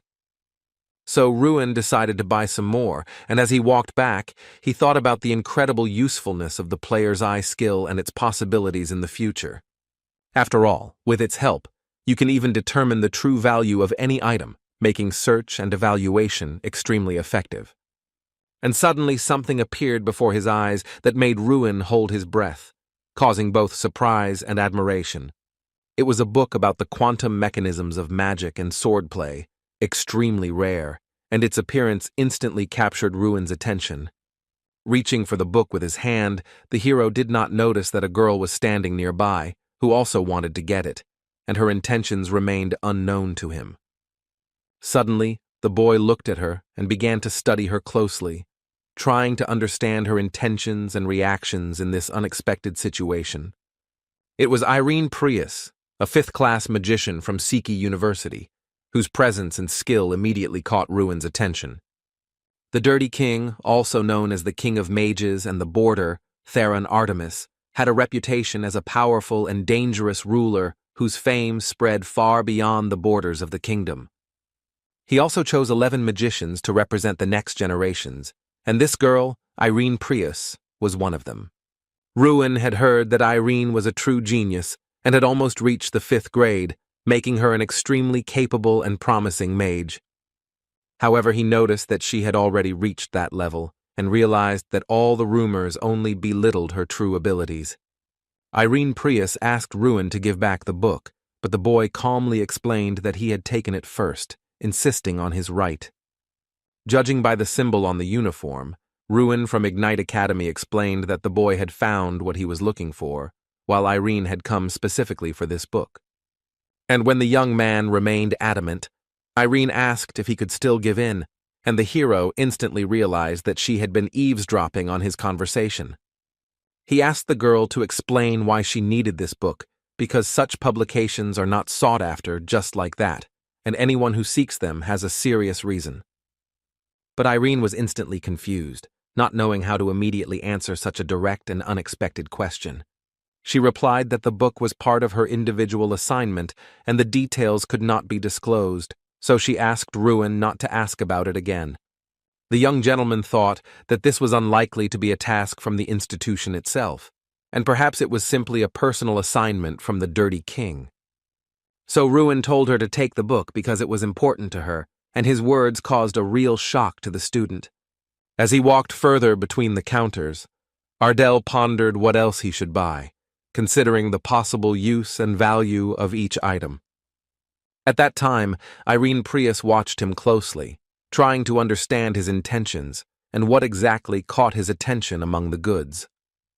In the room where they lived, his comrades surrounded Ruin, pressing him with questions and trying to find out everything about this girl. Jason was very jealous, because his dream was to touch Irene's hand at least once, and now he felt a mixture of irritation and desire. Henkaz noticed that they were all envious, because he himself was sitting next to her at the festival, but his friends quickly realized that he hadn't even said a word.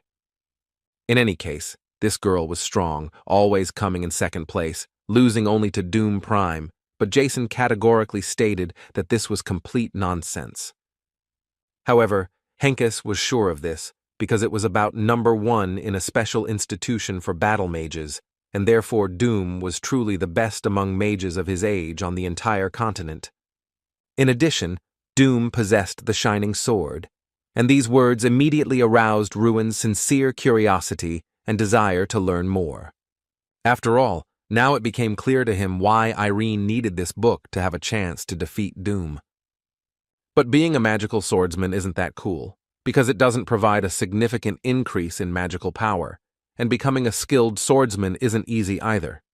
Doom Prime differs from the others in that his shining sword is a high-class artifact, and his level of sword mastery is comparable to that of an average knight. Jason sat and thought about how popular Prime was with the girls, and besides, he came from a good and wealthy family. Ruin simply sat and carefully analyzed all the information he received from his comrades, trying to get a complete picture of the situation. Irene Prius possesses 5th-class magic at the age of 16, while the magical swordsman Doom Prime defeats her in duels every year. And Ruin Ardell wondered if he could win if he ever found himself in battle against these famous and extremely capable heroes. After all, everyone around him doesn't consider him a serious threat to their fame at all, underestimating his abilities and potential, which makes the situation even more interesting. But Tryon Ignat tries to convince Ruin that he is much stronger than he seems and is quite worthy of being considered a candidate for victory. Suddenly, a student runs in and announces that the first squad must gather outside immediately on the opening day of the great festival, because time will wait for no one, and preparations have already begun. So Ruin tries to overcome his self-doubt and emerge confident in his own strength, demonstrating his readiness for the challenges of the great festival. He rises and confidently heads for the exit, preparing for the new trials and events that await him outside. Mentally, the hero carefully considers his every step, planning a strategy for the entire period and trying to foresee all possible scenarios. After all, the great festival begins right now, and success in future trials depends on the accuracy of each step. It was time for the opening matches of the grand festival, and all the participants entered the arena with excitement and impatience, preparing to show their true strength. And Ruin is visibly anxiously awaiting the moment when their opponents will be announced, because the first step towards his future victory depends on this. It turned out to be the Oyet National Magical Institute, whose representatives were confident that a duel with Ruin would be an easy and undisputed victory for them. Seth Mulcair noted with a smile that they were extremely lucky with their opponent, so they didn't even have to waste time preparing for the fight. At that very moment, Ruin realized that these opponents were the worst for them, because their self-confidence hid the real danger. Because these students were known for their unfair play, using underhanded methods and tricks to gain victory at any cost. Moreover, in their academy, most of the students were injured due to dangerous interactions with Oyet, which only emphasized the harshness and insidiousness of their methods. Seth Mulkiri declared that they were so weak that they wouldn't even be able to warm up, and concluded that this match would be the most boring of all possible. The opponents simply began to mock him, believing that the Ignite Academy was incapable of opposing them, and this frightened them even more because of the young man's unpredictability. Ruin, smiling, realized that he would take this opportunity to demonstrate his true strength to his opponents and surprise them. After all, the Ignite Academy had changed a long time ago and was no longer the same as before, which made its students unexpectedly strong and prepared for any challenges. Ruin turned to Seth and calmly said that he had been waiting for their arrival, demonstrating confidence in his own abilities. I also noticed that many other participants in the great festival had already gathered around them, watching the events with curiosity and impatience. He explained his words by saying that he simply wanted to introduce himself to everyone present, demonstrating politeness and self-confidence. Announcing loudly, he introduced himself as Ruin Ardell and said that he was a representative of the Ignite Academy, which everyone was so actively discussing after graduation. He said that he wouldn't talk for long, but he had one request that he wanted to make to everyone present. I asked them to finally stop calling their educational institution by any other name because it was unpleasant and did not correspond to reality. And it was at this moment that Seth Mulkiri exploded in shock, not expecting such directness and courage from Ruin.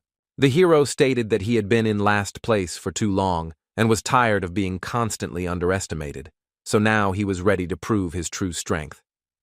So now he strives to rise to the top, leaving all failures and doubts behind, and prove to everyone that he deserves the highest position and respect. Everyone around started shouting and advising the Ignite representative not to show off, demonstrating skepticism and distrust of his bold words. Seda remarked that it was extremely interesting to hear how they were striving to get to the top, and at the same time asked who he was to make such a claim. And suddenly Ruin remembered the words of Tryon Ignis, the head of the academy, which reminded him of his true strength and potential, inspiring determination and confidence. But he replied that he was the academy's secret weapon and would not back down again, demonstrating determination and willingness to fight for first place despite any obstacles. In their room, the students of the Oyet Institute gathered, thinking through the further course of events and discussing the possible actions of Ruin Ardell, trying to predict his strategy. They did a little investigation and found out that this student had a history of constant defeats, so they couldn't understand how he could become a representative of the academy. Seth remarked that he wasn't entirely sure, but at the beginning of the semester this student had changed dramatically and turned into a real monster with impressive results. So, probably, this was the reason for Ruin's confidence in his own abilities and determination to act. Mulkiri realized that Ardell possessed abilities they knew nothing about, and it forced him to reconsider his own expectations of the duel. But suddenly he couldn't understand why he should worry about it at all, because they were graduates of the academy and should be confident in their own abilities. And Seda was definitely confident that he could teach Ardell a lesson and show everyone what they were truly capable of, demonstrating the strength and skill of his students. And this will be done in the traditional manner of their institute, which emphasizes discipline, skill, and rigorous standards of student training. At the Ignite Academy building, the boys have gathered to discuss strategy for a team competition in which everyone except their representative participates. You will need to throw grenades filled with mana at the mythical golem, and the team that can destroy it first will win the competition. Henkies turned to Ruin and asked if their team could win if their representative did not participate in the competition tomorrow. The young magician agreed that compared to the Oyet Institute, they lacked students with outstanding talents, and this might make it difficult for them to win the competition. However, Ruin knows exactly how they can achieve victory, keeping in mind the strategy and strengths of each team member. So he explained that this is a group competition, and if we work together in harmony, the team can win by using our combined strengths as effectively as possible. Therefore, he ordered everyone to start uniting into groups to work together on a strategy and increase their chances of success in the competition.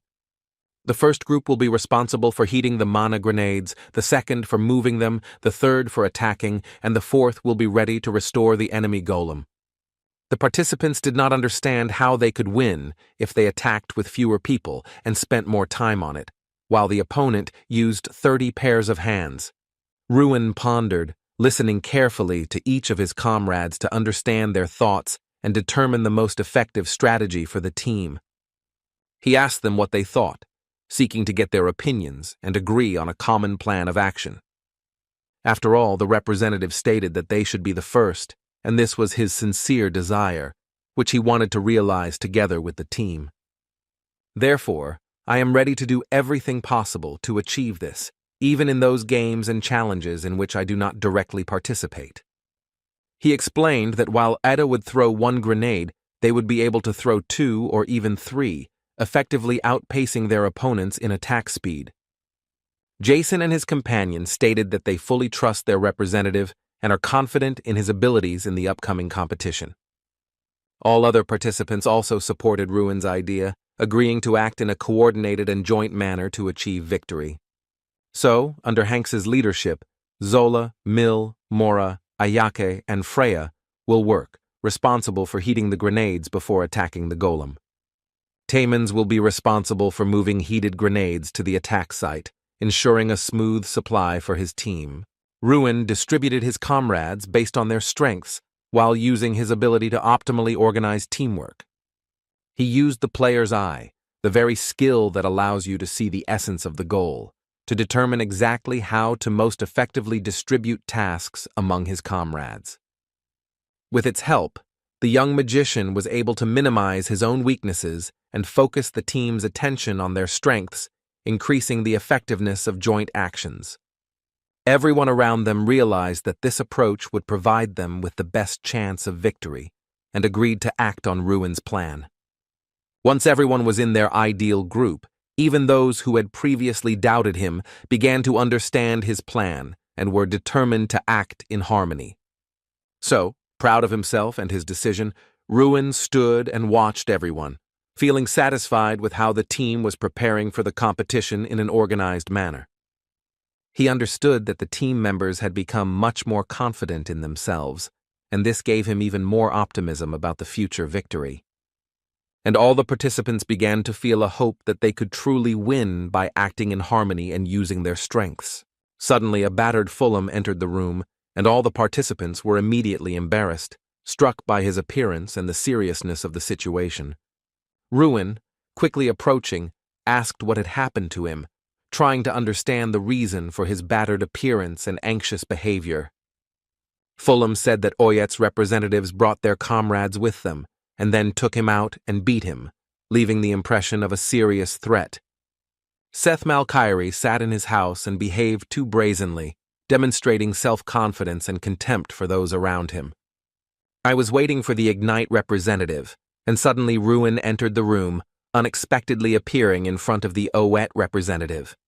And Sita asked mockingly what Ruin was going to do, only if he really thought he was capable of something against him. Ruin Ardell, raising his hand, calls Seth Malkyrie to him and orders him to appear before him immediately, demonstrating confidence and authority. The boy's opponent, observing his actions and words, suddenly decided that he had gone completely crazy and was acting without any logic or common sense. Irritatedly, he asked on what grounds Ruin allowed himself such audacity, as if he had the right to despise others and put himself above them. When suddenly the young man decisively grabs him by the shoulder, he shudders in surprise, seeing both strength and hidden intent in this sharp and bold movement. And then he squeezes with such incredible force that the opponent involuntarily flinches, feeling the pain and unexpected pressure. Seth Malkyrie cannot stand the harsh grip and, in unbearable pain, crouches on the floor, gritting his teeth and trying to suppress a cry of humiliation. Suddenly, a disturbing thought flashed through Seth Malkery's mind as to what kind of incomprehensible force was causing him to lose control and feel helpless. And Seta suddenly begins to prepare an attack on Ruin, gathering all his magical power and rage, hoping to change the course of the battle with at least this blow. But the young man calmly and confidently blocks this attack, as if he had anticipated Seth's every move in advance, and his impeccable reaction only enhances his sense of superiority.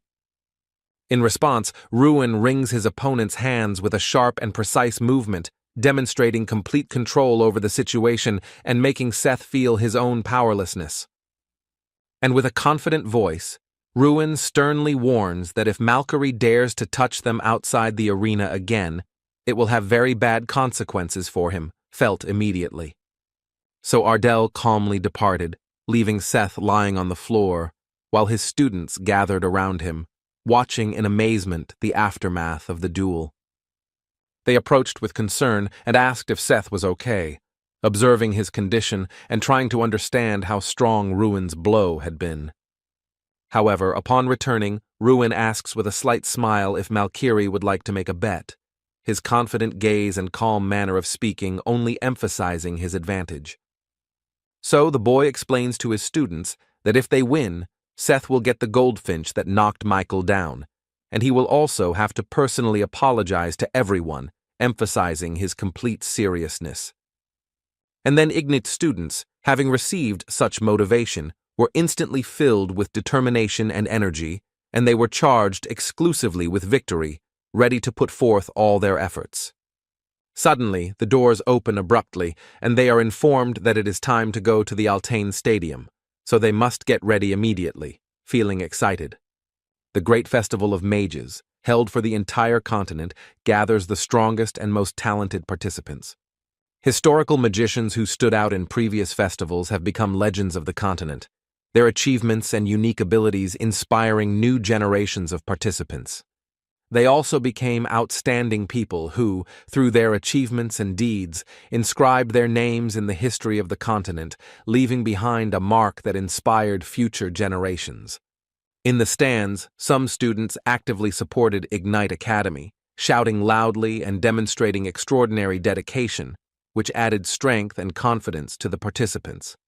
Ruin understood that he had become part of the great festival, where legends are born, and his every step, every action could go down in the history of the continent and leave a mark for centuries. The man loudly shouts that the opening ceremony is over and orders all students to return to their seats immediately, emphasizing order. So Ruin calmly walked first, confidently leading the group. His determination and confidence felt in every step, and the academy students followed him closely. Suddenly, as he walked forward, Ruin noticed the representative of Oyet in front of him, and his gaze instantly became more alert, sensing potential danger and tension. Seta addressed him sternly and ordered him to be ready, warning that this time he would not relax his vigilance and would watch his every move carefully. Upon returning, he quietly left, leaving the hero alone with his thoughts revolving around events and future challenges. Ruin understands that his task today is not to analyze Seth Malkery, but to focus on his own actions and strategy, anticipating possible events and consequences. His gaze shifted to the side, and his attention instantly focused on the details of his environment and the movements of his opponents, preparing him for quick and precise actions. His thoughts were completely focused on Doom Prime, analyzing every possible move, weakness, and strength of his opponent to prepare for the upcoming challenges. Who was the winner of the Magic Festival, and at the same time the leader in every discipline of the Special School of Combat Magicians? If they continue to win, Ruin will inevitably be forced to meet him in person, preparing for a clash with the strongest. Suddenly, he hears a female voice nearby, remarking that the young man causes problems wherever he goes, and this makes Ruin tense up. It was Irene Prius, and at that moment, Ruin looked at her with confidence, feeling a familiar challenge and a readiness for an interaction that could change the course of events. The lady notes that yesterday the guy caused real chaos, forcing everyone around him to react to his unpredictable actions. He even dared to engage in open conflict by visiting the Oyet Institute building, where his bold actions caused a stir. Ruin asks confusedly how she knows this, and Irene calmly replies that Altain is a small town, and she's sure everyone already knows about it. The young man explains that he only came to talk and did not seek conflict at all, trying to calm the situation and show good intentions with his words. Irene notes that since Ruin gave her the book back then, she is now ready to give advice, warning that it is better not to stand out too much. The guy asks in surprise if she's really suggesting he hide his true abilities just like she does, not revealing her full strength and potential. And then Irene quickly said that it was her time, because they were speaking first, as if she simply didn't want to answer the question, avoiding the conversation. So, on her way back, the young lady thought about her conversation with the young man, going over every word and intention, trying to understand his motives. The participants are getting ready because in just a few minutes, Ignite Academy and Oyeta Institute will be the first to enter the arena, feeling excited. Jason addresses everyone and calls on them to demonstrate their strength, warning that after this, they no longer have the right to appear after the academy. So they moved forward, each with their minds fully focused on victory, feeling determined, excited, and ready to give their all. So the first competition finally began, but the spectators were left in awe as they watched the participants take bold actions. Because previously, those who had the support of prominent people won, and the division of participants into teams, which was common for knights, was never applied to magicians, which made the competition unique. So people didn't quite understand why they did it, but they were sure that Oyet's Institute would win, watching the preparations and feeling the strength of its participants. Ruin had heard it said that Ignite Academy would once again be last, and these words only strengthened his determination to prove otherwise. Irene Prius carefully watched the action, meticulously analyzing every move of the participants and anticipating the possible consequences of their actions during the competition. She couldn't understand how this was possible, and her gaze was filled with astonishment as she tried to make sense of the incredible events unfolding right before her eyes. After all, the Academy's Golem Ignite had already lost his arm, and watching them continue to act was incredible, causing surprise and undisguised admiration. Jason loudly shouts to everyone to continue in the same spirit, encouraging the participants and reminding them of the importance of determination. Ruin loudly shouts that Henkies is doing great and orders Jason to aim for the golem's right hand to weaken its control and give the team the advantage. So they didn't hesitate, and the golem's right arm was destroyed, surprising the spectators and giving the team a significant advantage in the fight. While Seth Mulcair was overly irritated, his actions became impulsive and careless, giving opponents the opportunity to take advantage of his mistakes. After all, he didn't understand why his students were losing after the academy, and this irritation only increased his frustration, forcing him to act impulsively. They explain that the academy is behaving unusually, as some of the students are healing the golem, which is why the enemy is not weakening in any way. And Seta realized that Ruin Ardell was involved in all of this, and his irritation grew even more, because now he realized who was behind the academy's cunning actions. Irene Prius, observing the events, understands that the spectacle is captivating, as the participants demonstrate incredible skill and determination. The reason why Ignite Academy wins over Oyeta Institute is solely due to a carefully thought-out strategy. But Irene understands that this approach will only work if each student's strengths are well known, because only in this way can strengths be distributed as effectively as possible. She remembers how Ruin easily found the book she had been looking for a long time, and realizes that his observation and ability to foresee events are truly impressive. And he also divided his comrades into groups according to their skills, using strategic thinking to maximize efficiency. Irene doesn't understand who he really is, and how it happened that she hadn't seen him at any of the previous competitions. Jason prepares an incredible sphere, concentrating all his magical energy, and flashes of light and power begin to emerge around it, anticipating a powerful effect. But he announces that everything is over with the Institute. His voice sounds confident and decisive, emphasizing the irreversibility of the action and the final advantage. And this attack pierces the golem, shocking the audience and opponents, because Jason's power turned out to be so enormous that it neutralized it. Seth Malkyrie stands confused, his eyes wide open, his mind trying to comprehend the unexpected event and the power his opponent has demonstrated. But then, Representative Oyet's confusion quickly turns to anger, his gaze sharpening and his body tensing. After all, in front of him in the stadium lies a golem that was destroyed by the Ignite Academy, and this sight inflames his anger even more. And the participants rejoice, realizing that they have won this battle, their hearts filled with triumph and pride for their own efforts and coordinated teamwork. The first competition, Mana grenade throwing, was expected to end in a victory for the Oyet Institute, but the participants of the Ignite Academy turned the tables. The competition ended with the victory of the Ignite Magic Academy, and this caused a wave of admiration and surprise among the audience, because the result exceeded all expectations. Everyone around began to actively discuss that Oeta was now in last place, and very soon, a tense competition of representatives to capture the flag would begin. The team actively supported Ruin, because his opponent at that moment was Seth Malkyrie, and everyone understood that the fight promised to be fierce and intense. The two of them felt an unwavering confidence in their abilities, knowing that they could overcome any obstacles in their path through determination and experience. Strawn asked the host if he was feeling nervous, trying to discern behind his calm exterior a hint of inner anxiety before an important event. Ruin responded calmly, considering that they were ranked 20th among 32 educational institutions. The situation was not bad at all and even quite ideal.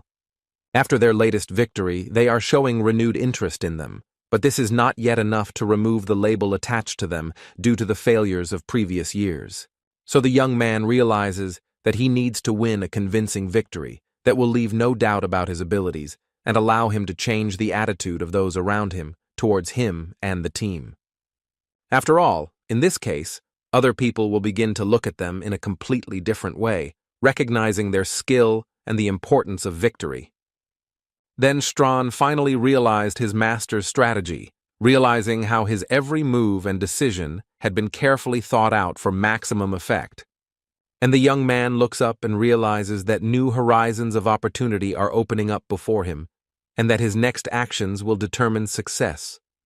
He understands that they must demonstrate their abilities before the Sorcerer King to prove their strength, skill, and worthiness in the eyes of the highest authority. The Supremes sat at a large round table, watching intently as a glowing sphere rotated smoothly before them, as if hiding secrets and important signs of the future.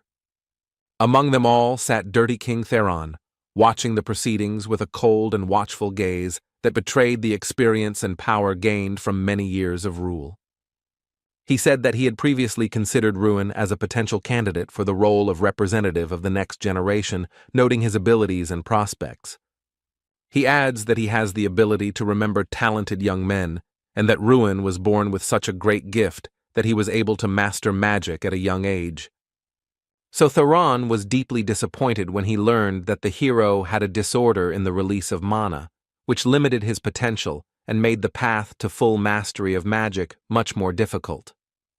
Tryon responded in surprise, asking if the Dirty King truly considered Ruin a useless child, hinting that his talents and abilities clearly contradicted such an assessment. However, suddenly Theron smiled slightly, as if hiding his own thoughts and emotions, leaving those around him to guess the true meaning of his smile. I asked if Ruin becoming a representative of the Academy meant that he had overcome his curse by showing incredible willpower and mastery of magic. Tryon closed his eyes and calmly said that he would soon see everything for himself, leaving room for personal experience and his own awareness of the approaching events. Ruin looked extremely confident on the competition field, his posture and gaze radiating determination and readiness to overcome any challenges. Strawn asked what the host planned to do next, trying to understand his intentions and prepare for any unexpected actions in this difficult situation. Ruin replied that they weren't very smart, so the plan remained the same as always, relying on proven methods and his own confidence in the team. And the young man explained that he would fight Seth head-on, demonstrating his strength, skill, and determination not to back down in the face of direct confrontation. The referee loudly shouted that the match was starting, and the tension on the field instantly increased as all the players and spectators realized the real confrontation was about to begin. And Ruin instantly rushed at his opponent, his movements quick and precise, demonstrating determination and impeccable preparation for a direct clash. But Seth does not give up, preparing a counterattack, and loudly declares that he will pay for what happened earlier, ready to exploit any weakness of the opponent. So he called out to his combat defender, urging him to join the fight and support the attack, preparing his opponent for a dangerous confrontation. And suddenly a huge knight appears before Ruin, his armor gleaming in the light, his posture radiating strength and menacing power, ready for battle. So the young magician realizes that he will have to use the refraction of time to get ahead of his opponent and gain a strategic advantage in this critical situation. He begins to move, dodging attacks with incredible speed, his maneuvers becoming almost inaudible, creating the impression that time around him has slowed down. Suddenly, he unexpectedly appears behind his opponent, using a moment of inattention to gain an advantage and control the course of the battle.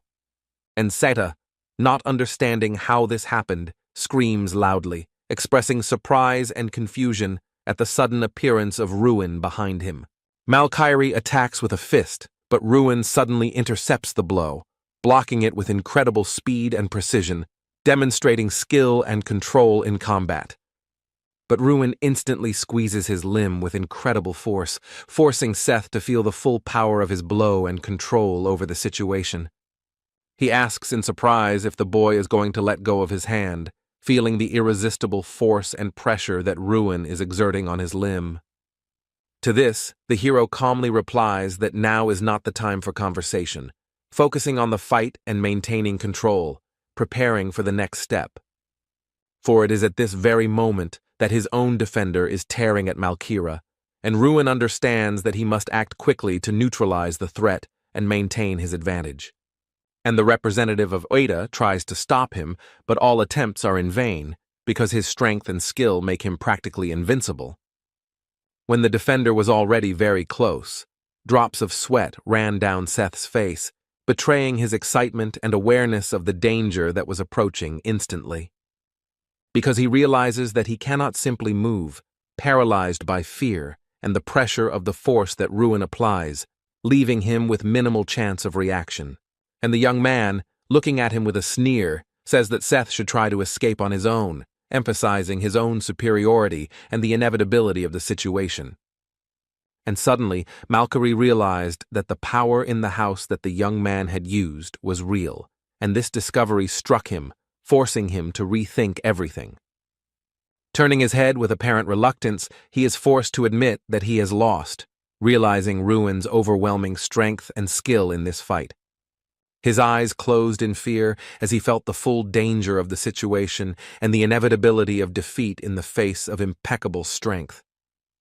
But suddenly, expecting a blow from his defender, Seth opened his eyes and was surprised to see that it hadn't happened, feeling a mixture of relief and incomprehension.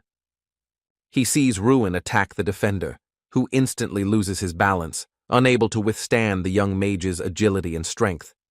The Oeta representative understands that this is simply impossible, realizing that Ruin's strength and skill exceed all expectations and the limits of their capabilities.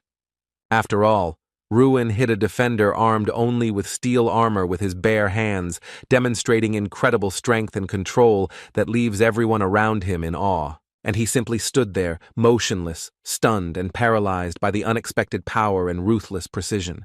Ardell's gaze was determined and confident, reflecting his unwavering will and willingness to act without hesitation, regardless of the complexity of the situation. The young gentleman confidently walked towards his opponent, his every movement radiating determination and readiness to meet any danger head-on. When Malkyrie, looking at him, asked in surprise if he had really saved him, there was a mixture of surprise, uncertainty, and respect for the young magician in his voice. Ruin resolutely replied that he would never allow the one who bullied his classmates to go unpunished, emphasizing his principled nature. He explains that he simply wants to finish him off personally, without intermediaries, wanting to settle the score directly and prove his own strength and determination. And asks if Malkiri has forgotten about their bet, reminding him of a promise or condition that still remains unresolved, emphasizing the importance of this moment. So Ruin prepares a single goldfinch, concentrating all his strength and skill in this powerful maneuver, ready to use it for the decisive blow. And from such a powerful blow, Seth is thrown back several meters, his body is struck by the force, and the air is filled with the echo of the collision. He sees only the blue sky before his eyes, feeling light and helpless, as if all the events around him have faded into the background. The audience opened their mouths wide in shock, unable to believe Ruin's strength and skill, which surpassed all their expectations.